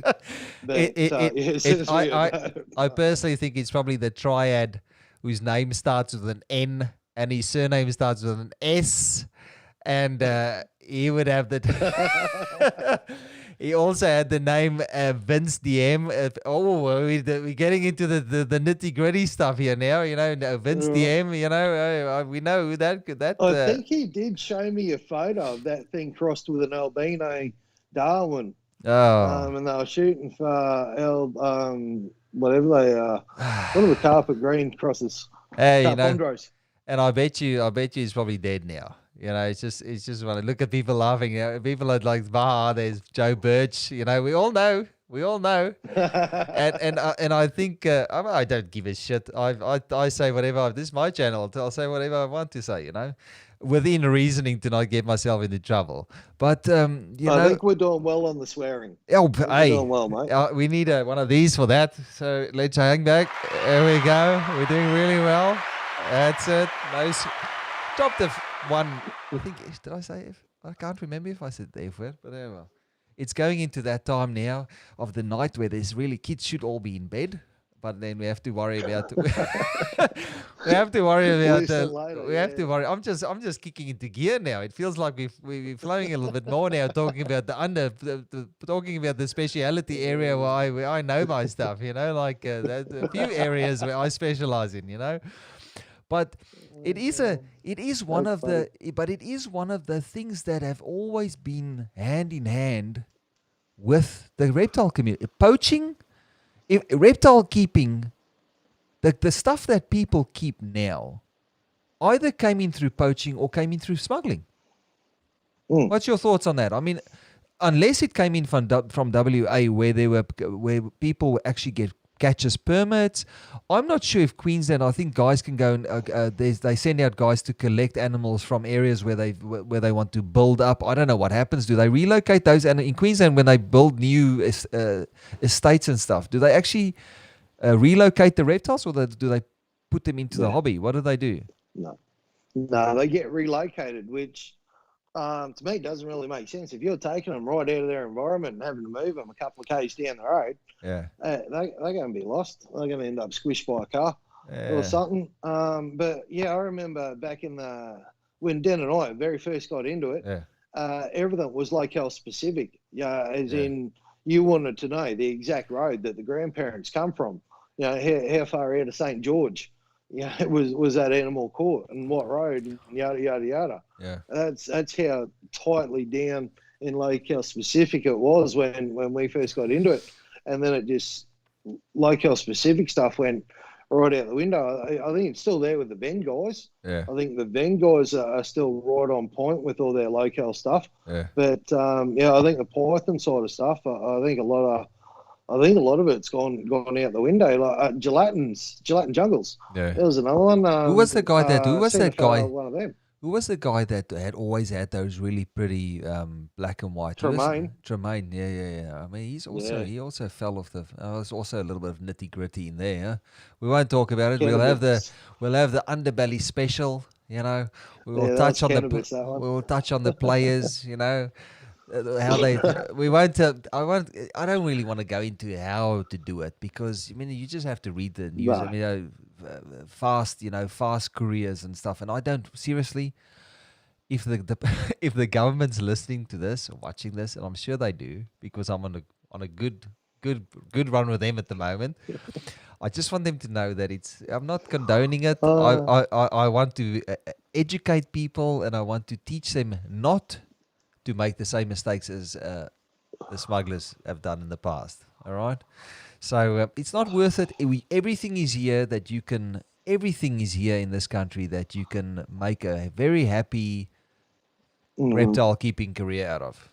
You know, there's no It's need. done. We've got it all. We've got the mutations. Yeah, it's and it's thanks to the the guys that were willing to sacrifice their lives for that shit, not knowing that he would sacrifice their lives or not thinking that far. You know, like I don't think when you're in that adrenaline situation where it's you just don't think straight, and you think, oh, I'm above the law, but let's not go into that now. Well, I've never agreed with. Well, I've always been a big believer is Australia should be able to export.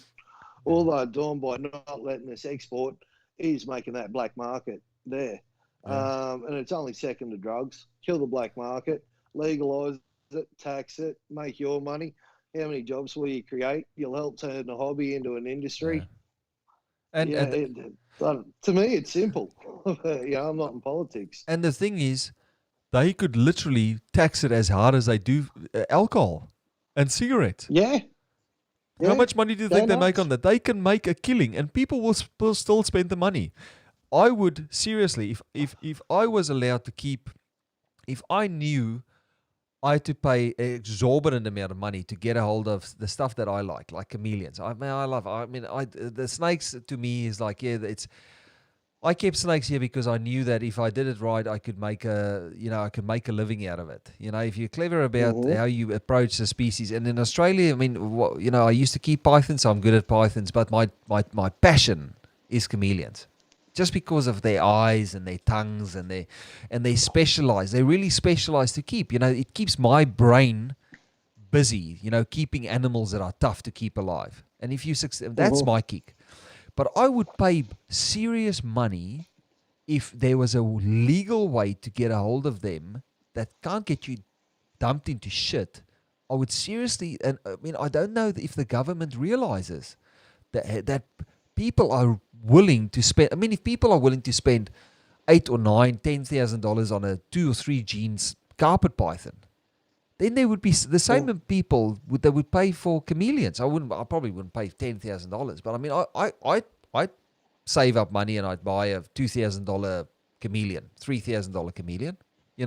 If it means I can keep what I want to keep, and it comes with a license, it comes with a chip in it, so that we know who it belongs to if it ever escapes. It comes with significant fines if it ever escapes and you can't show a corpse for you can come with limitations that if it dies you need to put it in the freezer and be able to present it to them like they did in Victoria. In Victoria they had an amnesty. Was it 2002? They had international. Was it a national amnesty? They had an amnesty at some stage.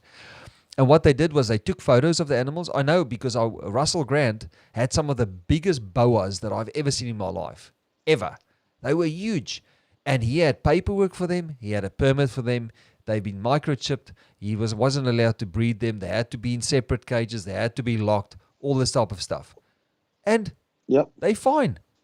It's the law-abiding guys will do it, but then, of course, there's guys that will go and not do what they're supposed to do. But I reckon if somebody's willing to pay that type of money and go through that process of getting a legal exotic, I doubt they'd break the law at the risk of losing it. You know what I mean? Well, back when I was breeding, I would have paid a huge amount of money to have a breeder's license to say, yes, everything from this facility is allowed to be sold overseas. And I would have changed out real quick from mutations to pure, because people overseas were just chopping at the bit for Australian pure locale specific stuff. Yeah. And if you can offer them that, if you've got an Australian facility that can offer that, Yeah. that's big money, And big money. And I remember having a talk with our politician Paul Pasali. He was our local mayor, yeah. and asking him for help to try and get something going. And I remember him laughing at me, saying, "Son, it'd be easier. What was it? Son, it'd be easier to get a brothel up and going in Ipswich." Well, that's a positive outlook, isn't it? Huh? But that's the truth, though. I mean, you could set up. I mean, how many guys would invest in quarantine because it would need to be a quarantine facility. It would have to conform to Australian standards for quarantine rooms, and you could work with literally just locality specific rooms full of locality specific animals and go through the whole process because they have to be quarantined for anything to leave Australia. It needs to be quarantined here for I think 6 months, depending on what species, but 6 months for lizards. Maybe longer, 3 months for lizards? Because I read all this stuff.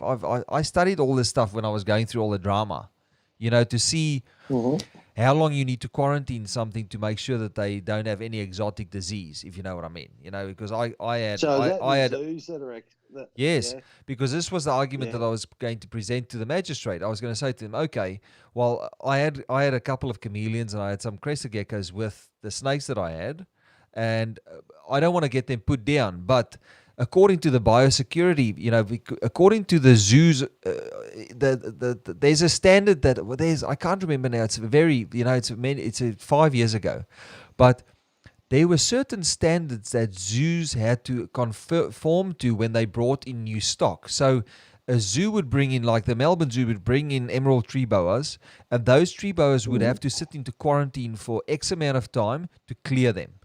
So my argument was going to be, okay, I had these lizards that wasn't supposed to be here, and I had these snakes there. So, okay, you guys seized these animals. Now they've been in your care for 3 months. Nothing's died. So they've basically conformed to Australian quarantine law for clearing the species. Do you know what I mean? So that was what the argument was. But then the counter argument is, okay, you can't do that because we don't know where the lizards originally are. So they can clear it if they know where the animals originated from. So if they originated from a zoo that had the same protocol there, and it was F2 or F3 generation, and it was zoo stock, then it's safe.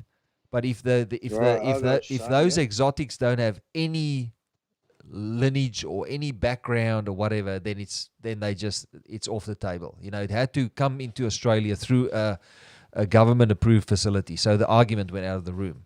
The other argument was, and now we're talking a little bit nitty gritty with me, the stuff that I know. No, you're right.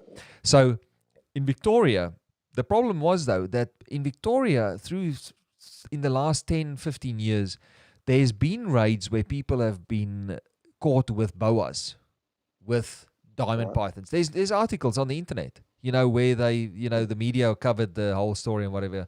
And what the government was, they seized all the animals, they euthanized the boas, and then they returned the diamonds, the natives, they put back out into, they relocated the animals to private hobbyists. So they seized everything. So for me, it was like a double standards for me, because they seized the animals and then they just decided, okay, they weren't going to give it the benefit of the doubt. They'll just euthanize it. But then the other argument was, okay, it's mutations. We don't know what's in these animals. We don't know what genetics are in these animals. And for those animals, it's an instant death penalty because they can't rehome those animals and tell people exactly what's in them. The same goes for mongrels. The problem is, a lot of the guys can't identify the stuff. So it's just a Which blanket. to me brings out the argument with the mutations. If they can't identify it, then it shouldn't be deemed as wildlife and should be taken off the paperwork and just be looked at as like any other pet, like a goldfish, bird, dog, cat, all those all the reptiles kicking around mutations, they're not going back into the wild, so therefore they shouldn't be deemed as wildlife. They should come under the pet trade somewhere else. And you said it already, the birds. You just have to look at the birds. You know, a lot of species of foreign parrots. I don't think is. Am I correct in saying that the macaws and stuff like that don't need to be? Do they need permits to keep macaws and African greys and stuff like that? No, you don't need paperwork for any exotic birds. So you need paperwork for your Australian natives, but not your exotics. So can you see how flawed it is? It's a head scratcher. It's ridiculous. You've got macaws, the people, man. I'm pretty sure that they've got an Australian lobby behind them. Of course, but we don't. Yeah, they have the numbers and they have the people that they probably have a bunch of barristers that keep birds and solicitors, because really this is what you need. You need people that understand that law and how you can approach the government with stuff like that. A bunch of reptile keepers are not going to do that. I mean, they look at us and they laugh at us. It's as simple as that. And I'm not this. I like to be. It's my duty to be critical when it comes to the government. Because it's just my opinion. But I need to be able to say, that there are definitely flaws. There's flaws in the whole system. The birds, man, I can't believe it. No permits to that. Hold on, you go, mate. Sorry. You say something for a change. I remember looking years ago when I was reading through the legislation, and I found in one part they recommended if you had a hatchling that had a kink or something, they were recommending to euthanize it, put it in the freezer. Yeah. But then if you had to look under the Cruelty of Animal Act, if you put a python in the freezer, that's illegal. Yeah. So you had one department telling you to do it, and the other department saying, well, you do it, we'll charge you. It was, there's holes all through it. When I sat down and went, I didn't go all the way through the legislation, but I was just, young, fit, and I was thinking about, trying to fight the government and change the hobby, all that sort of stuff. But that's one thing I wanted to take them on. But it's not impossible. There's other countries where people have banded together and they forced change. So we sound like we're a record going round and round on this topic, But people must understand that in numbers we can force change. I'm not saying it's going to be easy. I'm not saying it's going to be tomorrow. It's going to be it's going to be at least a 10, 20-year process. But I think it will be worth it in the end. Maybe not keeping exotics. I think that's sort of something that Australia, we just need to make peace with the fact that we won't ever keep exotics. But our local licensing for the natives, I can just imagine how many thousands of carpet pythons are there? How many thousands? What I couldn't understand, the biggest thing with my own plight was the fact that there was 400 dragons, bearded dragons. There was 200-300 carpet pythons, rough scale pythons, and you look at it and you go, okay, so many. How many more are out there? And it's the only country in the world where we are, because South Africa just locally recently brought in stuff against keeping carpet pythons, but it's because South Africa's got a very, very similar environment to Australia. But in the US, how many million bearded dragons are there? And none of them's legal. None of them needs permits. Carpet pythons, Antaresia. Pet, aren't they? Yeah, it's probably the world's dragon? favorite pet. All right, every 1 in 3 houses has a bearded dragon. Why is it so? Why is it that we can't look past the fact that there's so many dragons? People don't. When last did you see somebody post a photo of a wild caught? Because we all know what a wild caught bearded dragon looks like. Some kid that pops up on Facebook and starts showing beardies that are dull and ugly and mouth open and want to kill you. We know that those things are wild caught. I don't ever see that. It's all. It's bearded dragons also. People don't breed as many now because with the morphs, but the morphs you can spot a mile away. Whether it's wild caught or not, people just don't get, because we introduced the mutations. People have now fallen in love with these mutants, And they don't want those normal looking animals, which is a good thing for poaching because people don't want to poach anymore. I'm sure there's guys that still go out there and poach for Yeah. their $50 beer, but you won't stop them.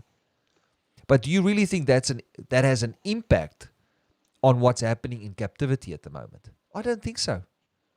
Because people No. want the fancy dragons, the fancy carpets, the fancy, and I feel sorry that we with the locality stuff is dwindling away, but it helps the But wild it's stuff. not. Look at Sean Carroll.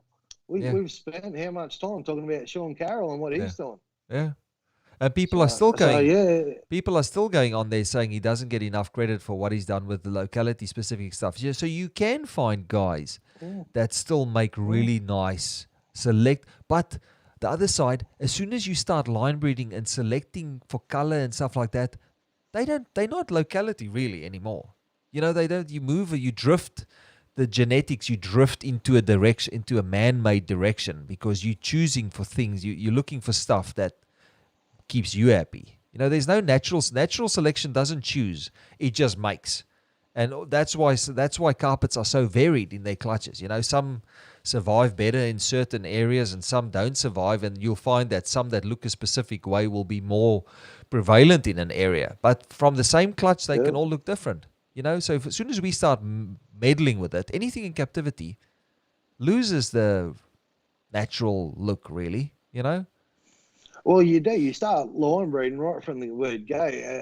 With the jungles, all those years ago, as soon as the stripes come in, everyone's going for stripes. And it goes like that with everything. As soon as something new comes in, that's what they all go for. And it just takes it further away from the wild type. Yeah. Whether it be calm, ease of feeding, whatever it is, it's just taking it further away from the wild type. Yeah, and ease of breeding. You remember how rare it was to see people breed carpet pythons 15 years ago? It was like, wow, like these guys, I had this clutch. Now, literally every person that has a carpet python can breed them. And these things breed whenever people want them to breed. I've seen people have clutches in the weirdest time of year, and I go, what? You got snakes hatching now. And that's exactly what they found with the ball pythons. The more that we meddle with, the more that they breed ball pythons. Now ball pythons in America breed every month of the year. And it's simply because they've lost, it's simply because they've lost that identity that they had in the wild. Instinct. Yeah, they've lost that whole thing. Oh, I need to breed this. In the northern hemisphere, summer is coming. So they start to cool. They start to cool their animals sort of January, February. I think. I just know it's flipped around to us. Somebody else said yes. Liam Mengelkamp said macaws were here before all the laws came in. And it was too late to do anything about it, basically. But the boas and stuff was here also before the laws came in. You know more. I mean, when are you with the boas and stuff? I mean, you were here since you were a kid. I wasn't here when I was young. I've listened to some of the old boys tell stories of they were bringing snakes in the socks, on the plane ride back in the 70s. So, that stuff's been here, 50 years. Bugger all of it would be being brought over. I'd say, a lot of it's captive bred, 10th generation here in Australia now. Yeah, and I have to say that nobody's ever offered me an exotic. I don't know, maybe I'm just lucky. But people are always saying they're here in their droves, and maybe you need to be part of a boys' club where people know each other to have have access to that type of stuff. Maybe it's just the luck of the draw you meet. But I've never been offered. What we've found is the more successful you become and the more money they think you got, the more offers you get. Yeah. So my bet was someone offered me it wasn't a snake, it was a legit panther. Yeah. Oh man, it was hard to say no to that thing. I wanted it. Talk about a status symbol. One of these one of these rich Arabs with their bloody cheetah walking around and their tigers. Troy. Like, bloody hell! How do you hide a panther? How do you hide a panther? Bloody hell! Behind the alligator Miss Uh, it. yeah. They come in the same shipment. Oh, bloody hell. No, so let me just have a look at the if we've I think we've touched a little bit on the underbelly. We'll do a show like that. We'll just wait for all the dust to settle. You know, there's stuff happening at the moment. We just need to calm the horses. Let me just see. Somebody said, yeah, and 90%. Somebody said a 90% of those offers would be shady as hell. Yeah, of course those offers. There'd be dodgy offers as well. You know, like we said earlier. Somebody's saying also here that there's a bunch of snake keepers. Snake catchers. Just have to follow their pages to see what ridiculous stuff they collect. Corn snakes. This. So you wonder, is that going to impact us at some stage? That could be something that impacts us. But how? In what form would they? It just doesn't make it easier to get those animals put on license. If they keep finding exotics, then it's just going to be harder for us to approach them and say, well, look, we want exotics, and they'll say, but look, we can't trust you. It's as simple as that. So my arguments with exotics, if it dies out in the winter, so if it comes over, it escapes, gets out in the wild. If it's going to die out come winter, should be. I haven't got a problem with anyone keeping them. But other ones that might come over and thrive, and you end up in problems like Florida's got and stuff. Yeah, keep those ones out. That's just my 2 cents. Like you said, I also believe it's a bigger problem if a Darwin gets loose in Brisbane. Yeah. And I think the majority of the old timers think, that was their biggest reservation with the Jaguars. They said, I remember the big arguments on Aussie Pythons, about, what about the Jags escaping and stuff. And I'm pretty sure I saw people saying the other day that they do find Jaguars. Snake catchers, they found Jaguars in Brisbane and places like that where they'd survive. A carpet python would never survive. I think I've lost. I think in the good old days I did lose some, and they usually because my room was so enclosed that they would never get far.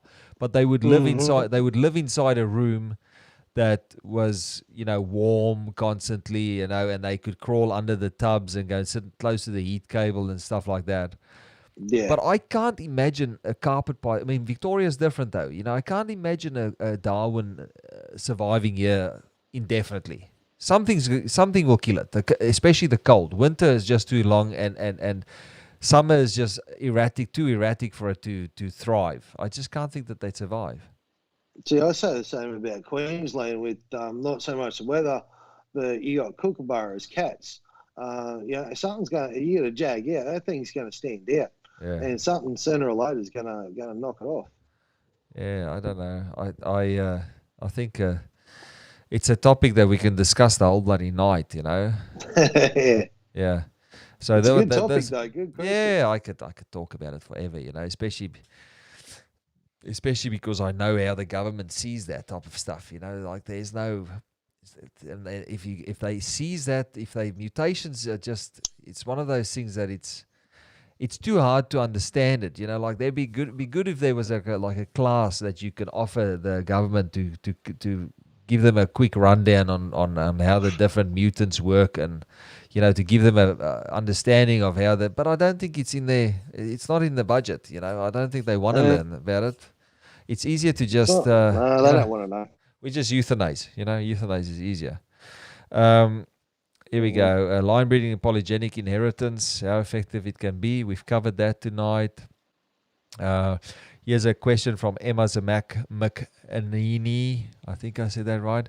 Where we think the hobby can be improved as a collective. How can we bring everybody together for the betterment of the hobby? And that's, as I said, I think social events outside of expos and conferences. Just like what Deb does with the Reptile Nutters event that you guys have up there. Yep.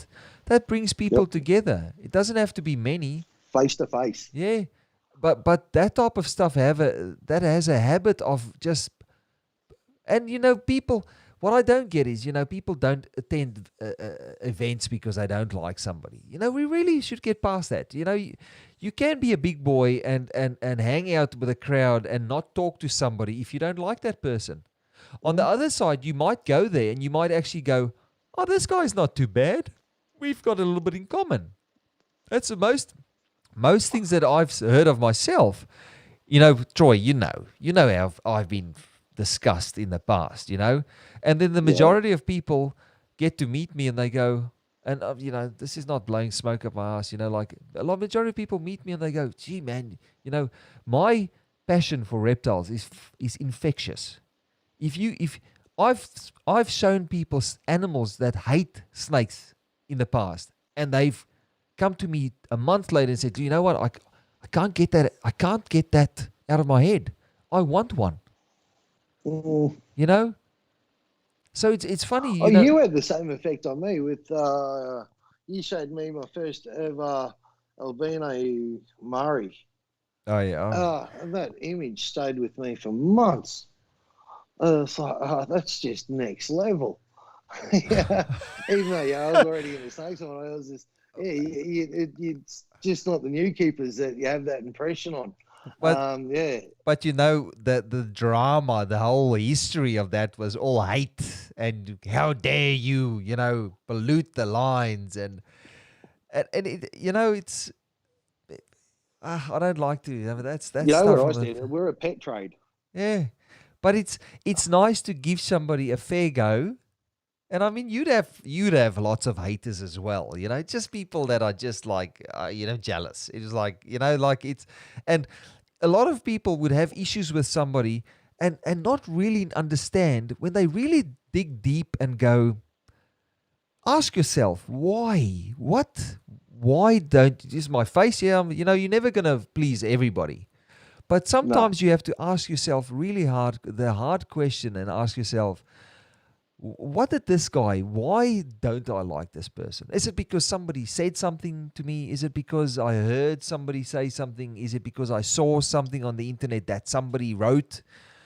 Or is it something that he did to me? And we sometimes have to just go and sift through all those emotions and stop projecting that shit onto other people and go, maybe I should let's just hear what the man's got to say. And I don't expect that from anybody. I've got enough people that I just don't want to speak to, like they just don't add any value. And I get roped into arguments on the internet most days. And I don't care, If you bring something positive to the table, yes, I listen to you. If you're just a troll or a hater, we don't have time for that type of negativity in a day. We just don't do that, No. One good rule Deb's got is all egos and beefs and whatever all get left at the door. Yeah. So you come in and it's fine. You're not. Sometimes a lot of people that are here only see him at this event. But it's good. You get to catch up. What have you been up to through the year? Yada yada yada. It just feels so good being surrounded by so many people. Yeah, and like-minded. Yeah, you just feel comfy. And you guys also started small, and now it's like how many? It grow every year. It gets more and more and more. It's just the problem is it's growing too slowly.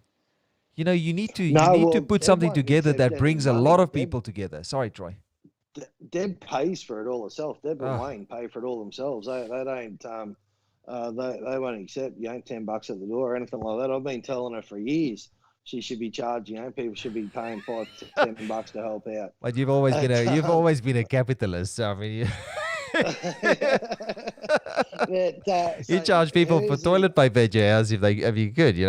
Come on, you can't use that for no. Where's the money? Huh? So I'm just joking. I think she's got it capped at like 100 odd people. But fair enough, this comes out of their pocket. Yeah. So I don't know. Maybe one day she will start getting a few dollars chipped in. I don't know. Yeah, but it's their thing. So whatever they want to do. So I'm sure when people find out because when I make the show notes, because I usually stream this and I don't add anything in the title. I'm sure once I stream this and I'm an update and people see that you were on here again, because it's not the numbers aren't there, but I'm sure that just because I didn't promote it. Yeah.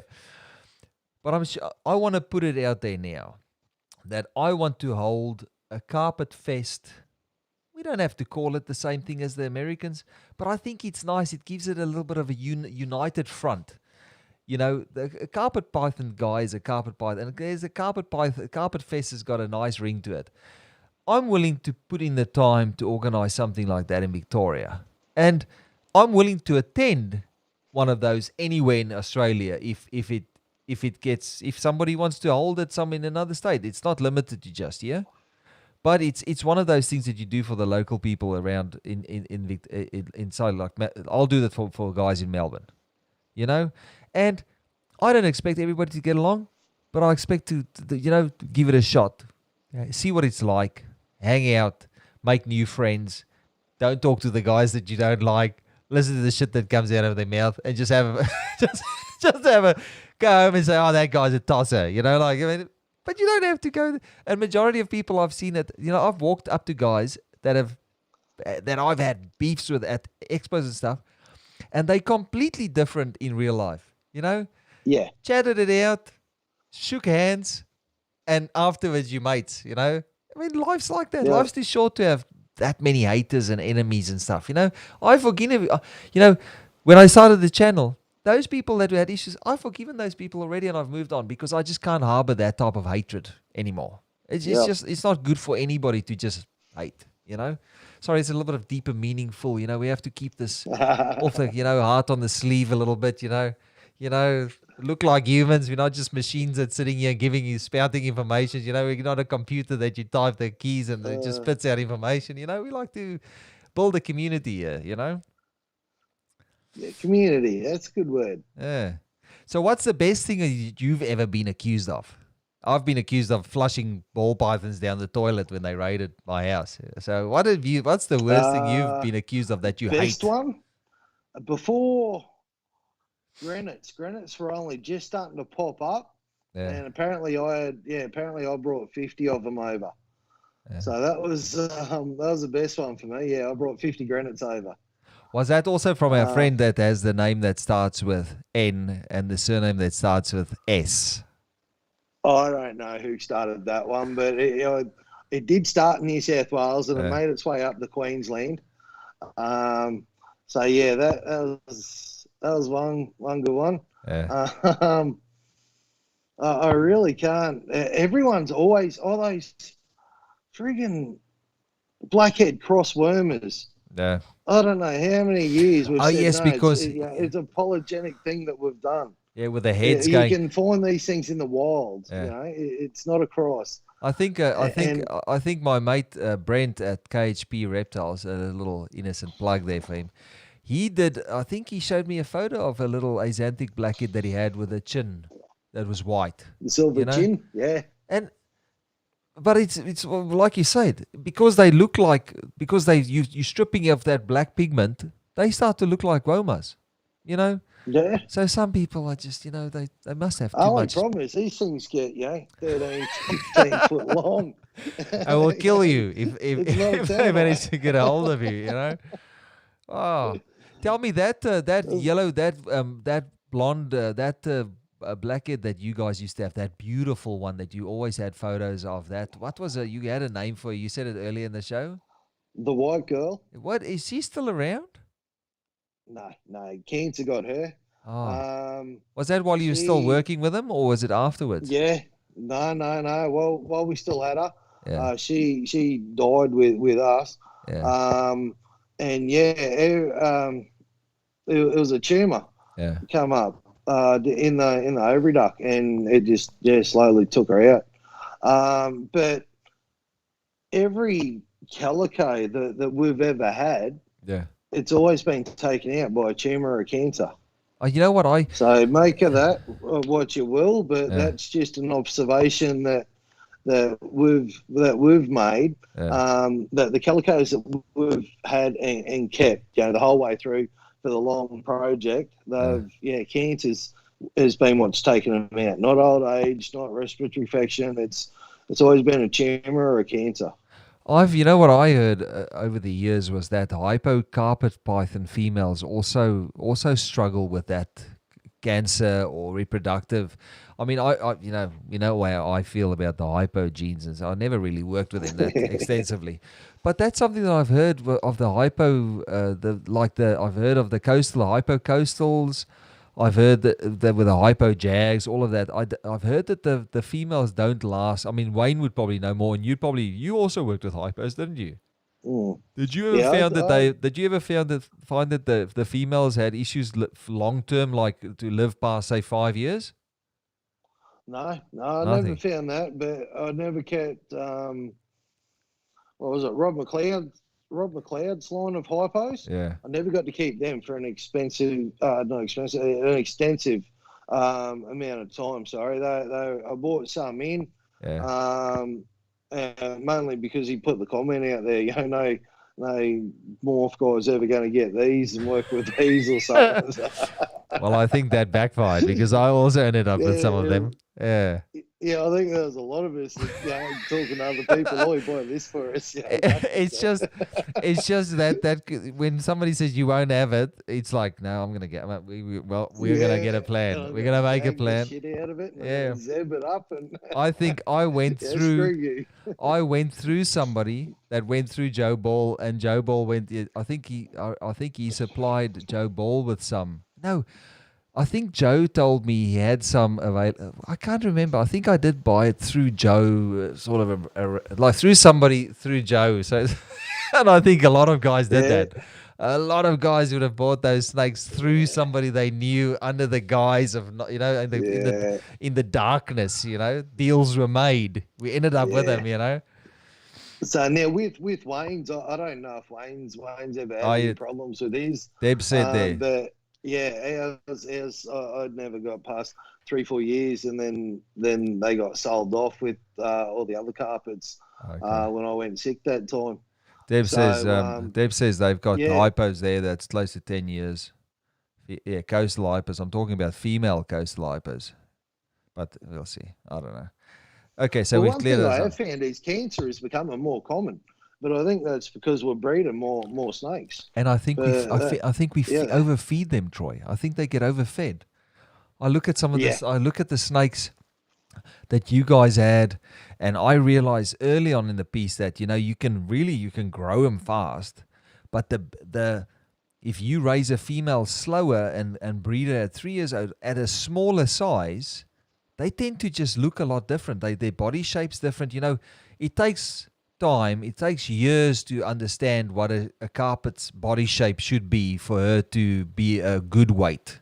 The same with the blackheads. I'm sure you could look at a blackhead and go, olives. And you could look at them and go, that's too fat. They have a specific, every species has a specific body shape. Constantly argued about his blackheads. He loved to put the food into them. Yeah. And it worked for him. But to me, a blackhead should be that triangle shape.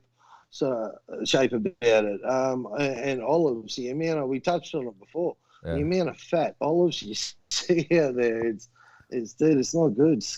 Trim that thing down. Yeah, I think if you want to breed it, if you want a big ass display snake, go nuts. To me, there's a good chance it'll shorten its life. Yeah. And I think you touched on it on one of your other shows or something. It was about the food sizes. Yeah. Even though we had the big snakes, we never fed over 100. The rats were never over 170 grams. Yeah. We always believed in lean rats, turkey necks, chicken necks. Keep that shit lean, but a lot of it. Yeah. No, it's a lot. I mean, we I think it's a continual learning curve, with and because we were so far behind and we're trying to catch up, with the rest of the world, and it was the evolution of the industry here was a very steep, it was exponential over the last 10 years. And I just think maybe it will taper down. I mean, the Americans are showing a lot about the correct body size and weight. The guys talk about the correct dimensions. Boa should look like a loaf of bread.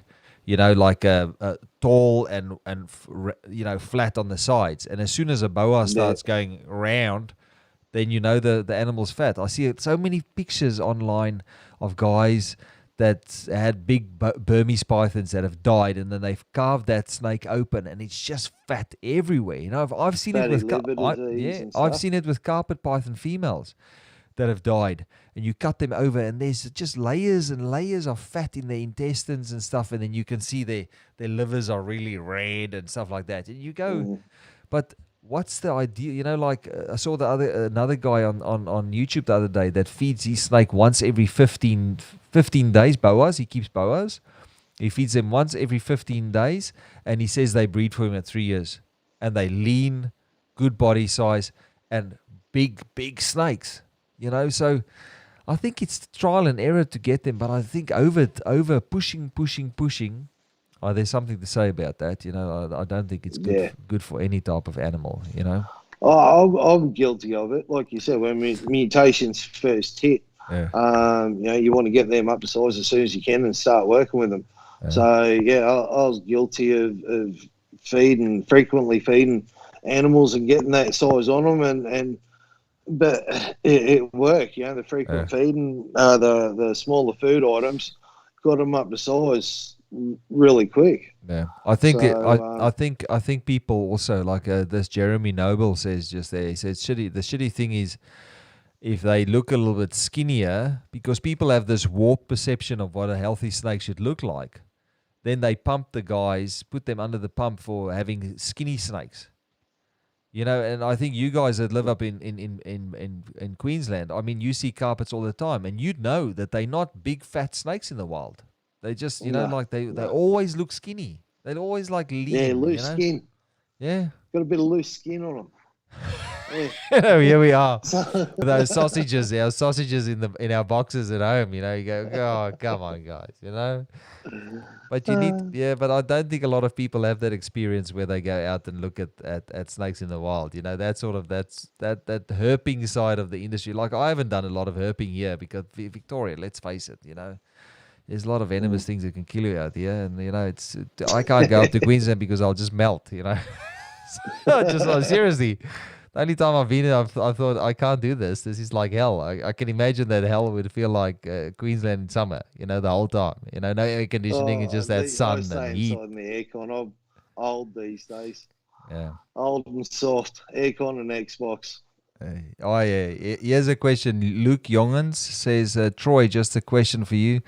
Did you ever notice a difference in snakes' health and behavior when you fed on a variety of food sources opposed to animals fed solely on rats? Did you guys ever try anything other than rats, or was it always rats? No.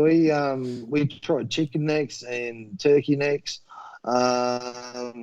Some of the olives wouldn't take to it. Some of the olives were just straight up rats. Other ones they loved it. Absolutely loved the turkey necks. And once you got them off it, it was hard to get them back on the rats. They just wanted the turkey necks. Blackheads are gutsers. They'll eat anything. So once you get them, hatchies are a pain in the bum, but once you get them up and feeding, they'll eat anything. Yeah. So they were very good. And the carpets, I found a lot of zebras. Love the chickens. Love like day-old chickens and stuff like that. Yeah. And I found they done really well on it. They I don't know why, but the zebras in particular. Just to me, that's what I found. A taste for day-old chickens. So I don't know if that really answers the question or not. Yeah, I guess it does. I think variety is always a little bit of, I think people are too scared to risk it. They get so excited that they finally got them from mice to rats that they can't, like I think we had that question last week. People think that they somehow forget that they can eat mice. I used to feed them whatever I had a hold of. Like it would be very I tried chicken necks at one stage because you guys said, chicken, I think Neville Reebok feeds these. Yeah, that's it. We got it from Neville. Neville was showing us how much cheaper it is. And during January and February, when we were usually like an olive, we were pushing 6 170-gram rats into it a week. Once we could offset that with turkey necks, say on a Tuesday I'd have a couple of turkey necks and a rat, and then Thursday a couple of turkey necks and a rat. The food bill just died. So they were still getting a mixed diet. They're getting the condition that they needed, all that new fat Yeah. before breeding season, because we're just constantly pumping food into them. And you know what they look like as soon as they lay eggs, they look horrible. Yeah. So all that fat that you're putting on them, as long as they laid eggs, you were sweet to do the same process the next year. If your female didn't lay eggs and she had all that fat on her, well, then you had the process of stripping all that fat down, so then you can get new fat on her again before the next breeding season. You don't want the old excess fat hanging around. You want to strip that back and get the new fat. And what we found was the more new fat, and that's just what Dan and I used to call it, but the more new fat the snakes had put on, like February, March, the bigger the clutch size. So again, take from that what you will. Nothing scientific or whatever. That's just what we've observed. But So, but it would make sense though in the wild that they'd go through a seasonal stripping down like that. Like there'd be fatter lizards. Like there'd be lizards with a lot more body fat around when there's a lot of insects around, and then during winter or coming into winter they'd sort of lean down again so that the snakes wouldn't get the same volume of fat. And reptiles don't have that. we'd start April. You know, we'd but start chopping back in April. Yeah, but chop back even further in May and cut it out altogether in June. And I can imagine that blackheads in the wild would have periods where they'd eat heavily on lizards that are gravid, and they'd be full of eggs that have a lot of fat in them, you know. And then when that dries up, they'd have access to just lean lizards coming into a certain part of the year. So it makes sense that of course, I reckon there's a lot of truth to that. I mean, you saw the results. You know, we've got 2 hours. We're on a new record here. I think it's 2 hours and 15 minutes. So we're doing all right. Still early in Queensland. It's heading to my bedtime. It's past my bedtime already. So I hope people are enjoying this. I hope people are enjoying that. Well, we still have, you know, it's fluctuating, going up, and then my neck's sore here from staring up at that monitor. But we've been fluctuating around 40. And I'd like to see that. I analyze the shit out of there it goes, swear jar. But I analyze the crap out of the analytics afterwards, you know, and I monitor the viewing and all that stuff. I've got an app that does the insights for Facebook, you know. But at least, you know, if we can do this show and there's growth, and you know, I've got a plan of having a screen with 4 of us, you know, me, you, somebody else, and we can do round table discussions. I'm hoping my internet holds out. You know, it's definitely, because earlier tonight when we tested this, the signal was better coming into this, and now that it's getting later, the signal's starting to improve again. So it must be there must be a lot more people on in that usage. Yeah. So it drops the quality. So it'd be interesting to do a show like this sort of midday or early on a Saturday or whatever, and see what the quality's like, because I reckon it's going to be at its peak then. But, you know, then people are out doing stuff with their kids, you know. Oh, we could. I mean, that's all possible with the software that we have these days. But isn't it fantastic that we can do this stuff and we can reach the whole world? It keeps you on your toes. I love people interacting, asking the questions. I'm getting a rush from it. I love it. It's been a good night so far. Let me just see if we didn't miss anything here, because I'm sure you'll go through all the comments and go and find the ones that we missed out on. So I've got about 10 minutes left. The earpiece is giving me like the 10-minute warning. Oh, well, that's fancy. Apple, huh? Mine just I don't have that feature. It just goes straight in here into this thing, and it just does its shit, you know. We're gonna have to rig you up with a good set of cans on your ears and a nice little mic that can plug into a laptop. I think the easiest way with you is gonna be to get a laptop set up, to have a mic and a headset come in so you can sit and talk, you know.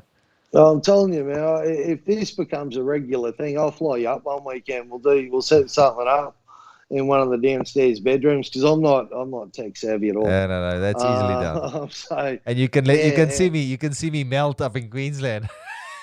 You can do it in the peak of summer and just see the South African just squeal around, you know, like, oh, crying, and go herping, take me out in the sun. But you hats know. off to What's that? Hats off to Deb and Wayne. Yeah. They go through, they get it all set up before I even get here. I walk in, it's all set up, ready to go, sit down, and away we go. So yeah, they've been amazing the past 2 weeks. So cheers, guys, for that. Yeah, no, thanks a lot. I appreciate anybody that helps a fellow herper get his face on telly, or face on the internet at least. Well, there's guys watching from all over the world, and I'm sure they learn stuff. You know, this should be a regular Friday night thing. Yeah, I've been telling Troy. He's the one saying, oh, if this becomes a regular thing, I mean, I've got you on the show because I want you to be a regular. You know, so we now need to just set up your system so you can come on and we can both look like pros here. You know, we run a professional outfit here. You know, so but I appreciate, thanks Deb and Wayne. I'm enjoying it. Yeah, Wayne, they were saying earlier that Deb was saying there's one of those tubs in the back there that's got one of those blackheads of yours in. I don't know where do you know where your blackheads are in that room? And they said, oh, Troy can just open it up and pull one out and show the people. I'm sure everybody would love seeing one of those snakes. I'm sure you know where the blackheads are. Which rack is it? Which tub is it? I can see the moonlight though. Maybe I'll see if Deb is there. She could just tell us where. You'll probably be able to read it on there. Do they use shortcut? Jungle, BHP gold. Here we go. Yeah. What everybody's waiting for. 2 hours they've been waiting to see this snake. So there you go, little treat at the end of the live stream. Oh yeah. Get rid of that. Oh, there look we at go. that Is neck. that in? Look at the Is that neck's in angle almost. there? That in? Yeah, that's fine. Look at how clean that neck is. My goodness. Almost looks like. Absolutely gorgeous. I got the left arm tucked away behind the back. Yeah, well and truly out of danger. Wifey sees this, she's going to go off her. Okay, put it. Okay, people have seen enough. They can tune in next week for some more. Put it away. Thanks, Troy, for risking your life and limb there for us. You know what you're willing to do for the show. I appreciate that. Your check's in the mail. Yeah, there we go. $5. Yeah, thanks for risking it. Yeah. But stunning animals, aren't they? Oh, they're Absolutely great. Stunning. They're great. I just, you know what, I just know that they're hard work. Babies are hard work, you know, like there's hard work involved. We should maybe do a show one night on feeding hatchlings, and we can cover a bit more. You know, carpets are straightforward. You know, we'll do a roundtable discussion one Friday with 4 of us that specialize in different types of snakes. And we'll start with, and we'll work our way through all the different species. You know, we get somebody that knows a bit about tree snakes, somebody that knows a bit about Antaresia. You know, you can cover olive pythons and blackheads, and I'm sure between the 4, if we get the 4 of the right guys, I reckon we could do a good show on dealing with problem eaters. You know, from when they're babies all the way to adulthood. That seems like a good show, man. Yeah. We've had questions about fussy eaters. We get that every week. It's all these basic questions that people want to know that I don't think they, you know, I think they get mixed information online. You know, they get 4 guys that have dealt with this stuff for extended period of time. I think it's we put it on YouTube and people can go watch it for eternity. You know, that's why we do this. But hey, let's wrap it up because your headset's probably going to tell you 5 minutes, you know, and then or just cut out. You know, you never know with iPhones. And then I just wanted to say thank you for everybody that's watched. There's 34 people that's stuck it out for the last 2 hours. Hopefully somebody's learned something. Effort, guys. Yeah, it's awesome. Thanks, Troy, for giving us your for helping me out again. Thank you for having me, man. I love it. Love being involved with something. Yeah, it keeps the brain and keep an eye out. I just wanted to say to everybody, keep an eye out. There's big things coming. We're not going to disclose too much about it, but there's big things coming. I'll within the next week or 2, I'll list something about the Carpet Fest in Victoria, and then we'll take it in. We'll get the local guys together, and then maybe we'll have one big Carpet Fest once a year where everybody flies out to where it needs to be, and not just for carpet pythons, for everybody, you know, but a social event that we can just hang out and not feel pressure to pack up exposed gear and put snake back in their tubs, and there's no animals. We can do auctions if there's a national body, if that gets put together, you know, we can have auctions and stuff like that, and I'm sure the guys will hopefully the guys can support it, you know. So But Well, mate, that's what was good about that King Symposium before we go, that night after the talks, just mingling with everyone, chit-chatting. Yeah. There was no pressure. It was amazing. Yeah, and people can leave when they go, and they can come when they want to, you know, come and Yeah. go and whatever, and you know, it's a great bonding session. I think, especially the males. And Troy and I have been discussing about getting a woman reptile keeper on. We should maybe, you know Tony Harrison, is it Brookie Michelle Smith? Was it Brookie? Yeah, Maybe Brookie. they do snake catching and stuff like that. Maybe you should get her on because I know she's very involved up there. So if you guys know, you Yeah, know, she's a maybe. good one. Good idea. Yeah, we have a tri-caster. We'll put the screens upright so we can fit three of us next to each other. I'll figure it out. You know, I'm clever with Well, this they stuff. should have all the techno gear anyway. Tony does a heap of filming Yeah, for YouTube, so yeah, they should have all the gear. yeah, we'll get them on and we'll have a little bit of shit talk. You know, so a I'll female. make the call, man. I'll see what I can do. All right. Hey, look, Well. Troy, I'll probably speak to you tomorrow to go to bed. I'm gonna go ahead to my wife. She's missing me. Yeah, right. They just happy to get rid of us for a few hours, you know, like, yeah, okay, you're going there, okay, I can watch my rubbish on television, yeah? So, My wifey loves it. She has the gates open for me. See ya. off we go.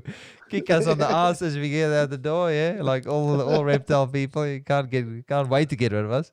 Because the verbal diarrhea just comes out, you know. Tell people stuff that nobody wants to know, but we tell them that, you know. Everybody knows that. So, but mate, it's been good seeing you. It's good chatting on the regular. And yes, people, keep your eye open for things that are coming your way very soon. Thanks for watching. Have a great night, and we'll see you soon. Good night. See you, mate.